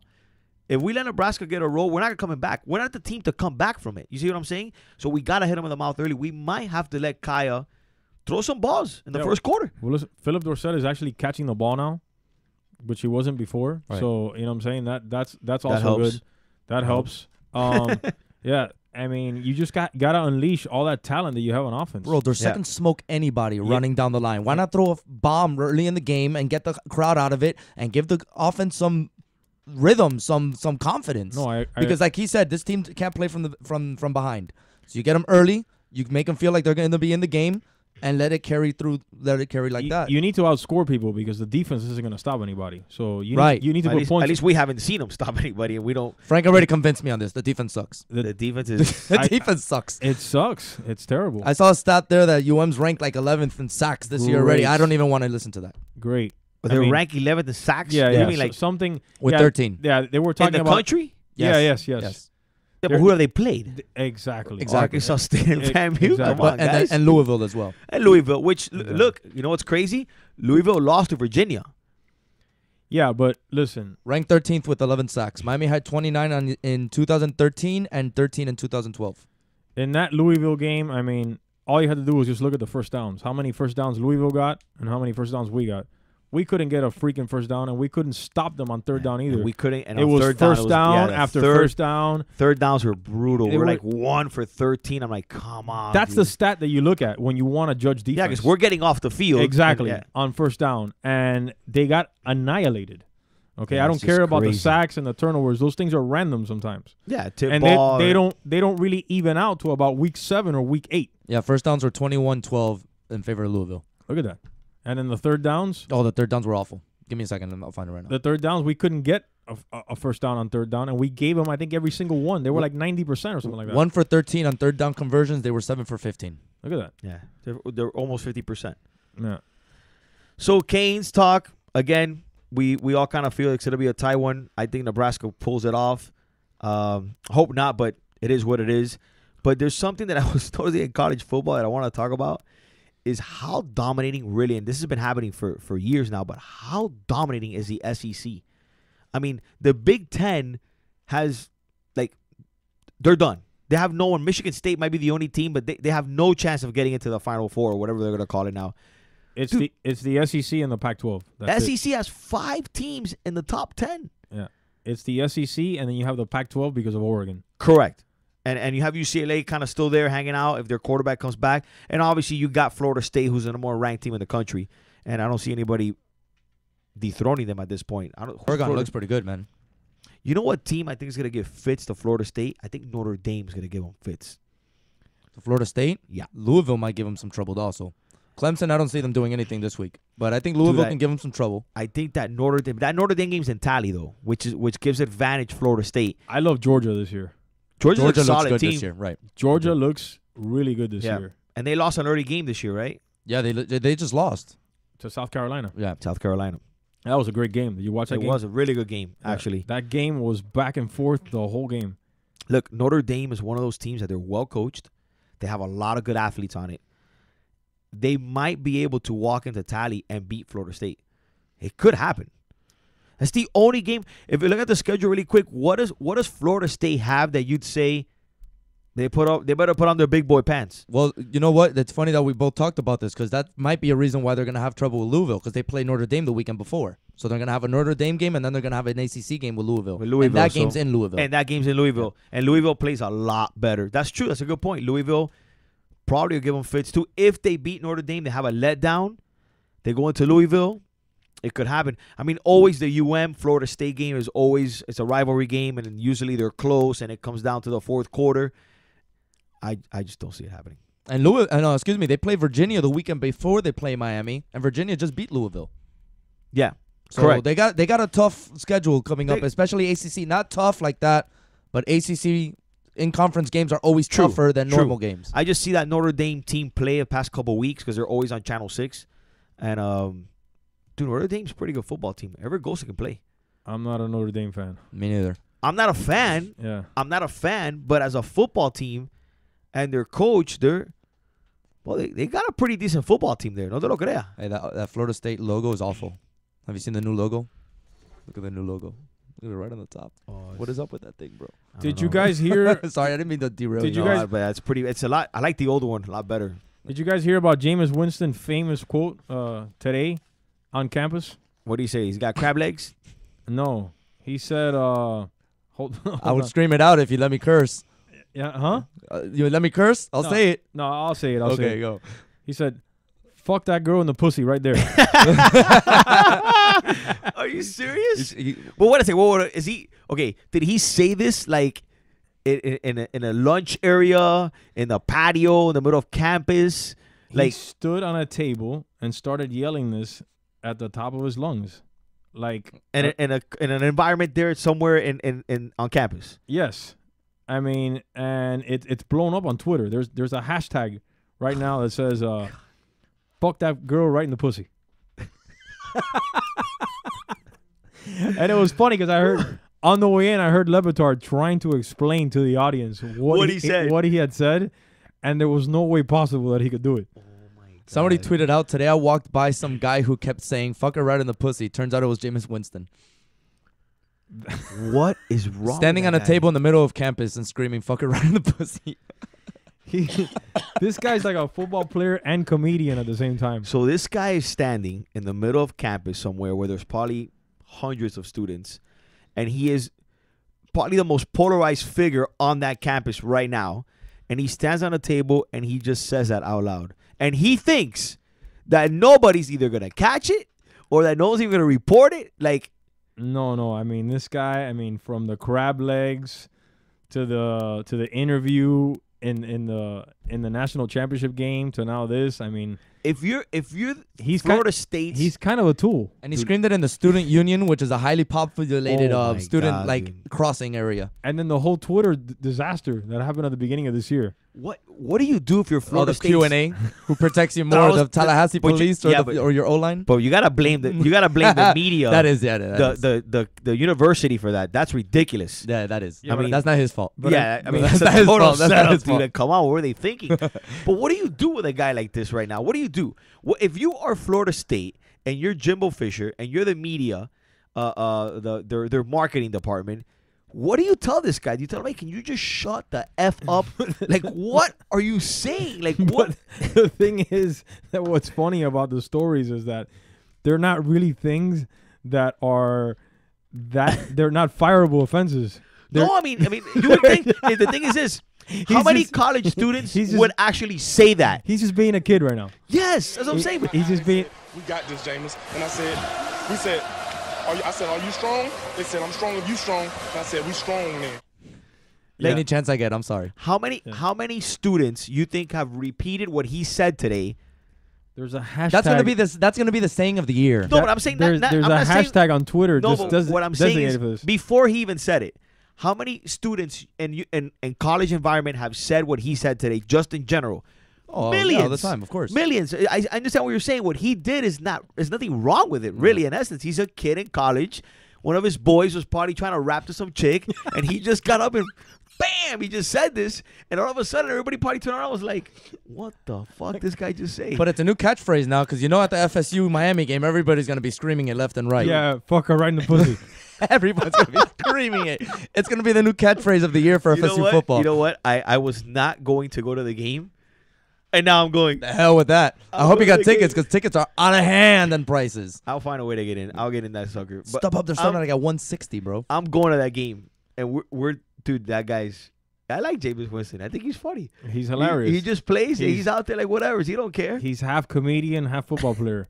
Guy's a disaster. Steals crab legs, yells out atrocities. I mean, he is off the chain, bro. I mean, look. I can't believe that's funny, dude. Like I'm just picturing like you're standing there, and all of a sudden, this 6 foot. He's like 6'5", dude. Gets up on a table and just screams at, and everybody's like, "What the heck is wrong with this guy?" It's in the middle of the campus, like there's supposedly like a terrace. Yeah, it's like a Union Square. It's like where everybody hangs out, and he's in the middle of it, standing on the table to make sure that everybody can hear him. And he was yelling out those 5 words. That's hilarious. So, who does Florida State play this weekend? Yeah, look at these tweets by students. If you're wondering how my day is going so far, Jameis Winston just jumped on a table in Union and yelled, "Fuck her right in the pussy." Dude, I'm sorry. That's pretty funny. So with that, we're gonna try to segue into some football talk, which is gonna be impossible. But our next segment is the last segment of the show, and we usually get into what's on your mind, and we kind of discuss things that maybe happened throughout the week, whether it's personal, whether it's you ran into a guy in the street and he threw a finger at you, and what's wrong with these people nowadays. So we're going to get into that. We obviously know what Jameis Winston was on his mind today in campus there. So with that said, we're going to go to break real quick, and we'll be back for the last segment. You're listening to the O and Frank Noodles Show on SoulFlowRadio.com. From high atop 1926 Hollywood Boulevard, you're listening to SoulFlowRadio.com. The O and Frank Noodles Show.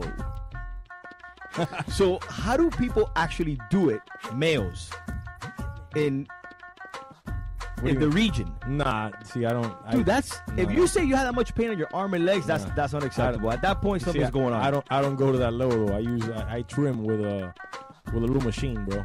You know little buzzer? Little buzzer. You buzz down there, a little manscape, and we're good to go. Hey, bro, you got a manscape nowadays. No chick wants to go down there and, you know what I'm saying, feel hairs. No, that's terrible. That's and terrible. And neither do we, so you got, it goes both ways, right? It goes both ways, brother. You know what I'm saying? Some chicks go down there, you got hair, and they're like, whoa, wait, let me come back up. Hold on, cowboy. Yeah. Exactly. The O and Frank Noodles Show. Tuesday evenings from 6 to 8 p.m. only on SoulFlowRadio.com. By the Glass. By the Glass is a show about beverage culture. Brad Hubbard. What I'm going to do is I'm going to connect the dots on how everything works together. It's really all about how we enjoy things, how we enjoy life, and how beverages play a big part in that. I'm going to bring in people that are going to display their aspect of the culture. I'm going to bring in people that are going to show you different products. We're going to look at places where people go to consume these beverages and how they all interact. Things are built around the actual beverage itself. By the Glass. Thursdays from 6 to 7. Only on SoFlowRadio.com. The most most important online See? radio station It's in easier the than world. ever to listen to SoFlo. On the air and everywhere. On any computer, any mobile device, iPhone, iTouch, and anywhere you are, just hit SoFloRadio.com. Tell your friends about South Florida's radio network, SoFloRadio.com. You are tuned in to the Owen Frank Noodles Show. Those men looked me in my eye and they said, "We got this, Jameis." And I said, "We said, are you strong?" They said, "I'm strong if you strong." And I said, "We strong then." On SoFloRadio.com. Guys, we didn't come here for no reason. I said, guys, this is ours, man.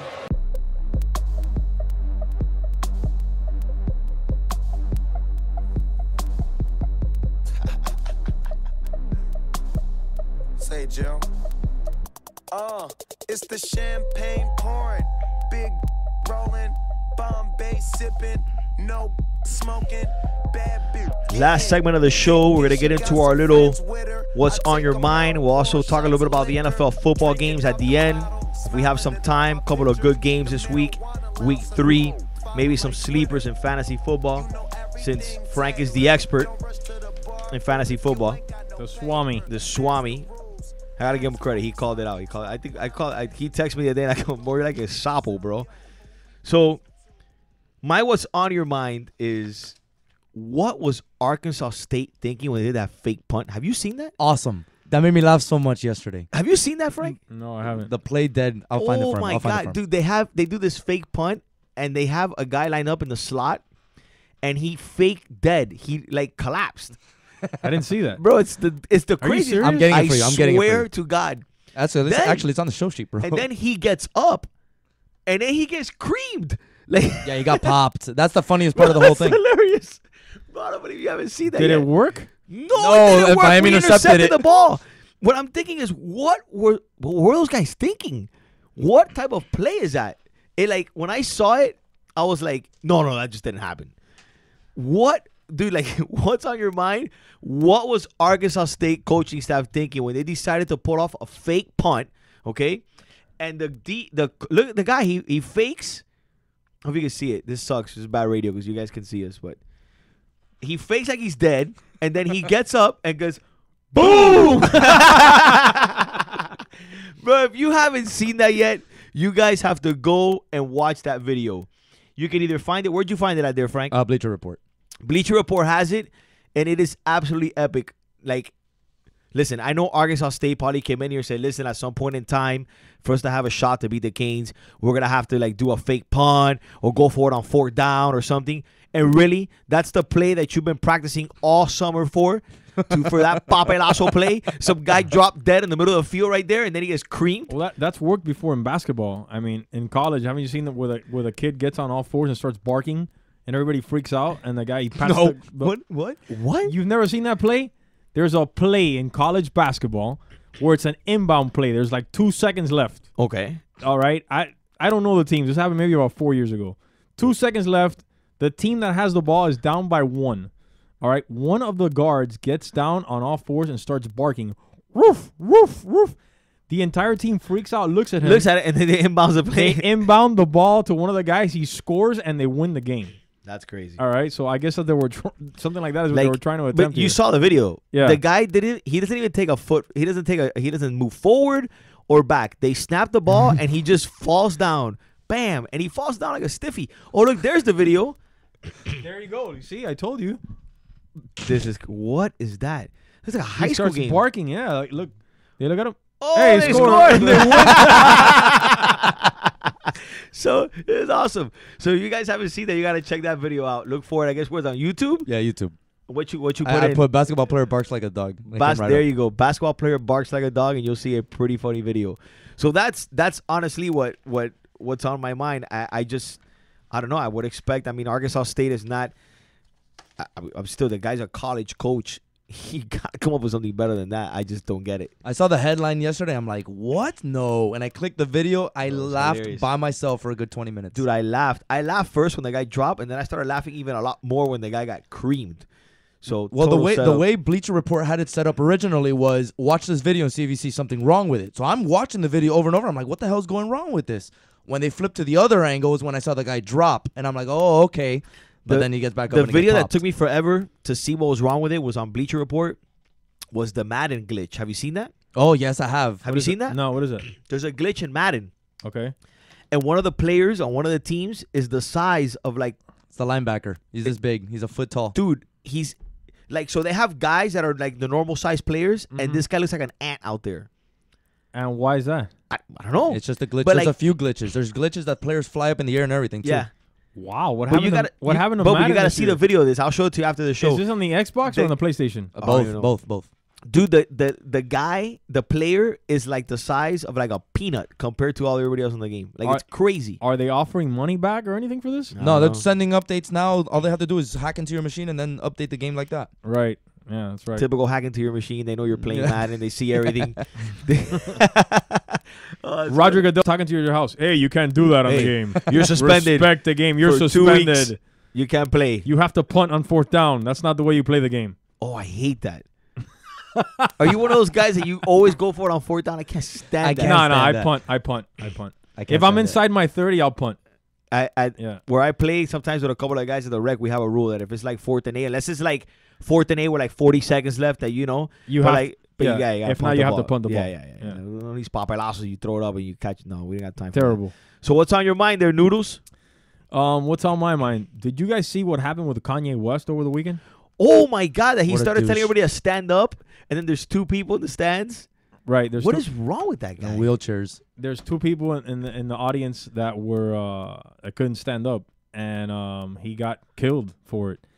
Here's the thing, though. Like, I want to come out in defense of Kanye because the way that he sees things, and he's always getting killed by the media always for being brash and speaking out. I mean, we want people to be honest, and this guy is what the true form of an artist. He never lies. He never says anything that's fabricated or just made up. He always says whatever is on his mind and how he sees things. All right. So, what are you guys laughing at? The Madden glitch. Oh, okay. It's All right. hilarious. We'll show it to you now. So, I mean, he came out and pretty much said he just envisioned everyone to be standing up in the concert, and that's what he wanted. And it had nothing to do with the kid not being able to walk, which he should probably come out now and apologize. But at that moment, I understand what he was doing, because when he has something of art to like a song or clothing, whatever, he has tunnel vision for it, and he sees it a certain way and he wants it that way. So, you know what I'm saying? That's what he was just demonstrating that in the crowd, and the media has absolutely killed him for it. Well, I saw a video, and I don't think he didn't attack them. When he realized that they had a Then disability, he stopped. He stopped. He goes, okay, that's cool then. He said he made Yeah, a comment like, yeah. I'm not going to say verbatim exactly what he said, but he was like, all right, that's cool, whatever. And then, bam, he went right into the song. Correct. Yeah, but the fans were booing, but I didn't know if they were booing him or they were booing that the 2 people didn't stand up. But yeah, again, I mean, I saw it and I was like, that's dumb in a way, but whatever, not a big deal. Not for it to be national news, but it's Kanye West, and I think he's probably going to get sued now, because now... You think so? Yeah, because now everyone in the audience, I mean, those kids pretty much got embarrassed. You know what I mean? Like, everyone in the audience they became the focal point of the concert at that point. I mean, it's a worldwide story. This happened in Australia, and we're hearing about it here. You know what I mean? So what are they, how can they? Well, I guess those kids, defamation. they had to have felt bad. You know what I'm saying, after the concert or what had happened. So I mean, the thing is that, I mean, he gets a bad rap, dude, because I consider him to be a real good artist, and just the way that he goes about things, he's always real. There's nothing fabricated behind whatever he does. He's very emotional. He'll tell you what's on his mind, and he'll have an outburst wherever. And we sometimes we trash guys like A-Rod or LeBron for being so calculated, and he's everything but that. You get the real out of him every time. Well, there's one thing I like about Kanye West, and it's that in particular. And one thing I found out, I got a lot of respect for him, was when obviously he's with Kim Kardashian, but he told the mother, "Nah, my kid's not coming on TV, and I'm not part of your show." Right. You know, like basically like saying, you know, I'm my own man and I don't need you, and it's gonna be my way because it's my kid, or get out. There's been beef with Jay-Z and Beyonce because of that, because Jay-Z was the best man in the wedding, And he didn't even go because Beyonce said, I'm not going to lower my brand down to reality TV. Yeah. So there's like a big beef, not beef, but there's friction there because of the Kardashians. And I mean, if you're part of that family, that family's just poison. I mean, what goes on there is just... It's pretty sophomoric. Yeah. Yeah, but yeah, I mean, I give him credit for that. And a lot of people were like, when he made that decision, he's like, no, my kid's life is not going to be, on a reality show. He's like, I'm not having it. I respect him for that. And people were like, oh, who cares? I respect him for that. And we all know that the Kardashian family always tries to pull, they always try to get it their way. And the mom had no shot. He called the shots, and that was it. Yeah, that lady is the ringleader there. Without her, that doesn't run, brother. It doesn't run, exactly. Without her, that doesn't. I don't care what nobody says there. She is the pimp. She's everything there. And even Bruce, poor guy, bro. Que desastre, bro. What a joke that guy has been, bro. Poor Bruce Jenner, bro. That bro. guy is an Olympic champion. No, world-class athlete, and he's turned into, I don't know what he is right now. He's turned into an asshole. What a disaster, bro. I feel bad. You're like, no te da como like parecido, right? Like, wait, what happened to him? Yeah, he's the last one to say anything in that house. He's like, even the dog has more rank than he does, I think. Yeah, that guy. I mean, they might put him out in the garage. You might see him sleeping outside on one of the shows. That guy went from a Wheaties box to I don't know what right now. Think about it. Who they put on Wheaties boxes, bro? Champions, epic athletes, and this guy is. He's anything but a Wheaties box right now. He's the opposite of what a Wheaties box was. Like if you had to put him on a cereal box instead of a Wheaties box, what would you put him on right now? You would put him on I don't know. You put him on Fruit Loops. Fruit Loops. That Wheaties box, such an old saying though, bro. Like you ask a kid these days, like, "What's a Wheaties box?" They're like, "What's Wheaties?" Yeah, I agree. Like, did you eat your Wheaties? Kids are like, "What? What are Wheaties?" For real? Yeah, man. That's an old saying, bro. Yeah. Like, I still hear people say that. Yeah, but us people, us. Like if you go to the rec center where I work on and you ask the kids, "Hey, did you eat your Wheaties?" They'll be like, "What? How are you talking about?" So what do kids say nowadays? I don't know. I don't know. They're all about the Jordan. No, they're all about LeBrons and Kobe's and the shoes. Right. They're not into Wheaties. They're not into Wheaties, right? No, man. We were. Even I'm going to Disney World. I think that's a little old too. Yeah. Did they say it this year? They do still do it. But you don't hear anybody really saying that anymore. Yeah, the Wheaties box. Fruit Loops is a good one. Sayings like Fruit Loops. That's where I put Bruce Jenner. I'm trying to think. Or on the Honey Smacks with the little hat flipped up like that. The little frog. The little frog. Honey Smacks. You know I'm gonna go to Publix. And I'm gonna go down the aisle. And I'm gonna look for the exact box that he fits on Bruce Jenner. Bruce Jenner. Instead of being on the Wheaties box, he's now on this box. What a disaster! I mean that guy's. You could make him also a character on the scary ones like Count Chocula. And with his hair. Frankenberry and Berry Boo or whatever the third one was that you could never find. Why is it that you could never find that cereal? Which one? I'd always see Count Chocula and Frankenberry. And then the third one, which was the purple one with the ghost, I could never find it anywhere. No one would ever order that cereal. But supposedly, like, cereals have, like, seasons. Yeah. I was going to say that. I think there's seasons. That's what it was? Yeah, like, there's some cereals that come out, like, during certain times of the year, and then they don't come back. And it's like they have seasons. It's weird. I think the Count Chocula is one of them. Count Chocula was one of the baddest, freshest cereals that you could eat. All right. What is your favorite? This is great radio, actually. Huh? I love this. Count Chocula. For real? Oh, my God. Oh, my God. Cookie Crisp to me with milk is the fun. Cookie Crisp. Cinnamon Toast Crunch. Look. Cinnamon Toast Crunch is good, too. I'm going to go with Count Chocula, and then I'm going to go with honeycombs with leche condensada. Whoa. What is on top of it. All right. That was off the chain. That is a whole lot of gains right there. It's milk, honeycombs, and leche condensada on the top. Wow.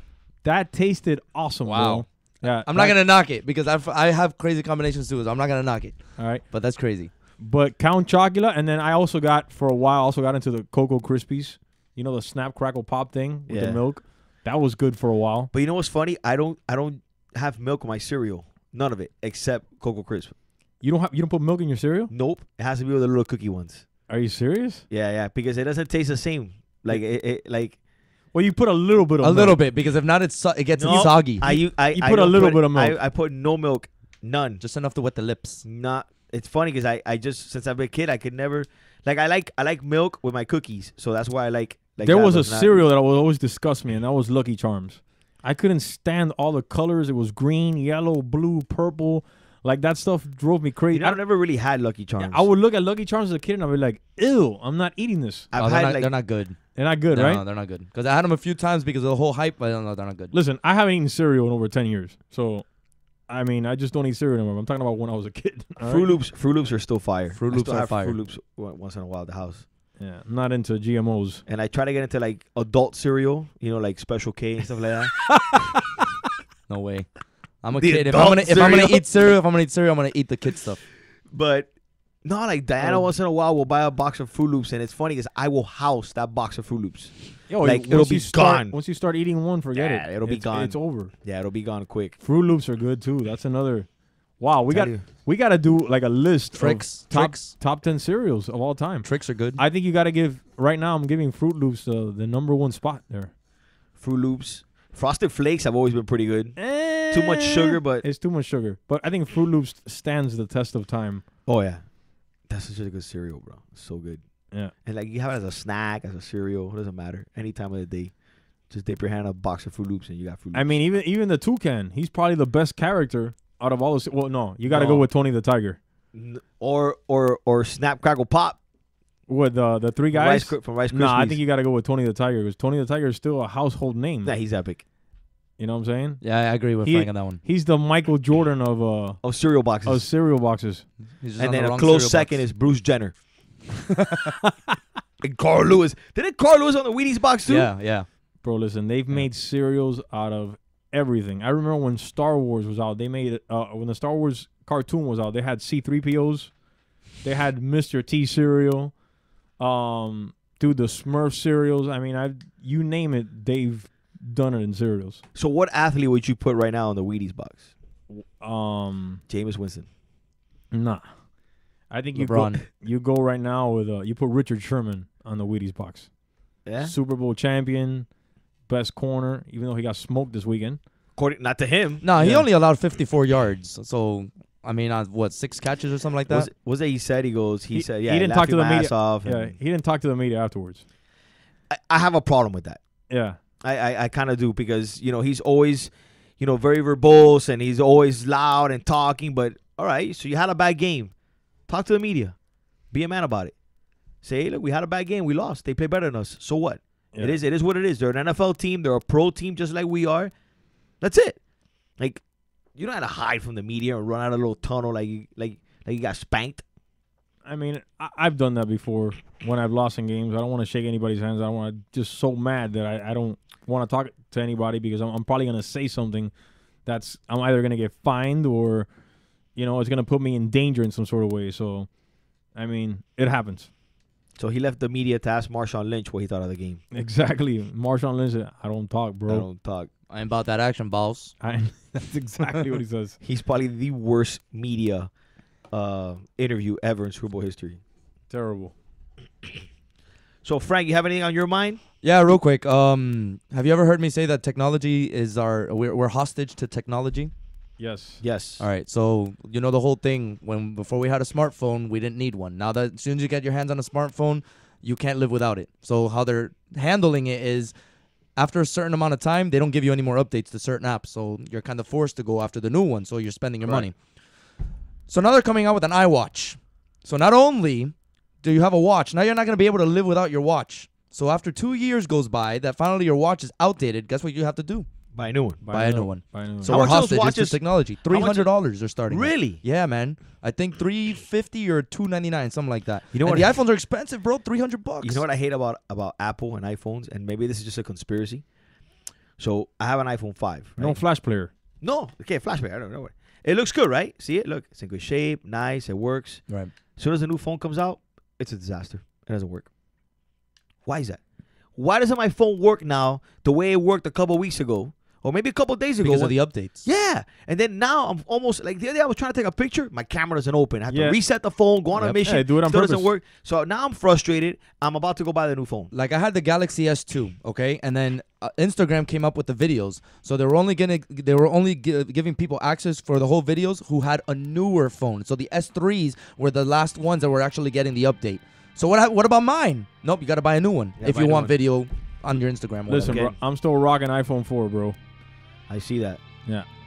But you went to Ibiza. Yes, sir. Can you get a new phone, bro?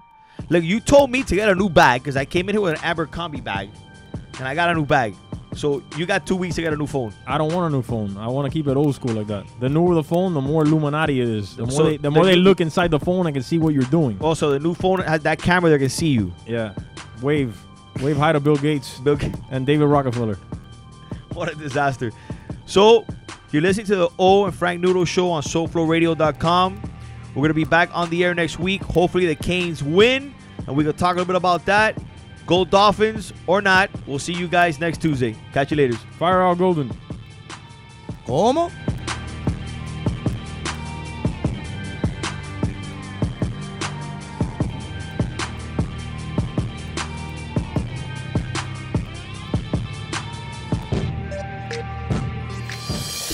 From high atop 1926 Hollywood Boulevard, you're listening to SoFlowRadio.com.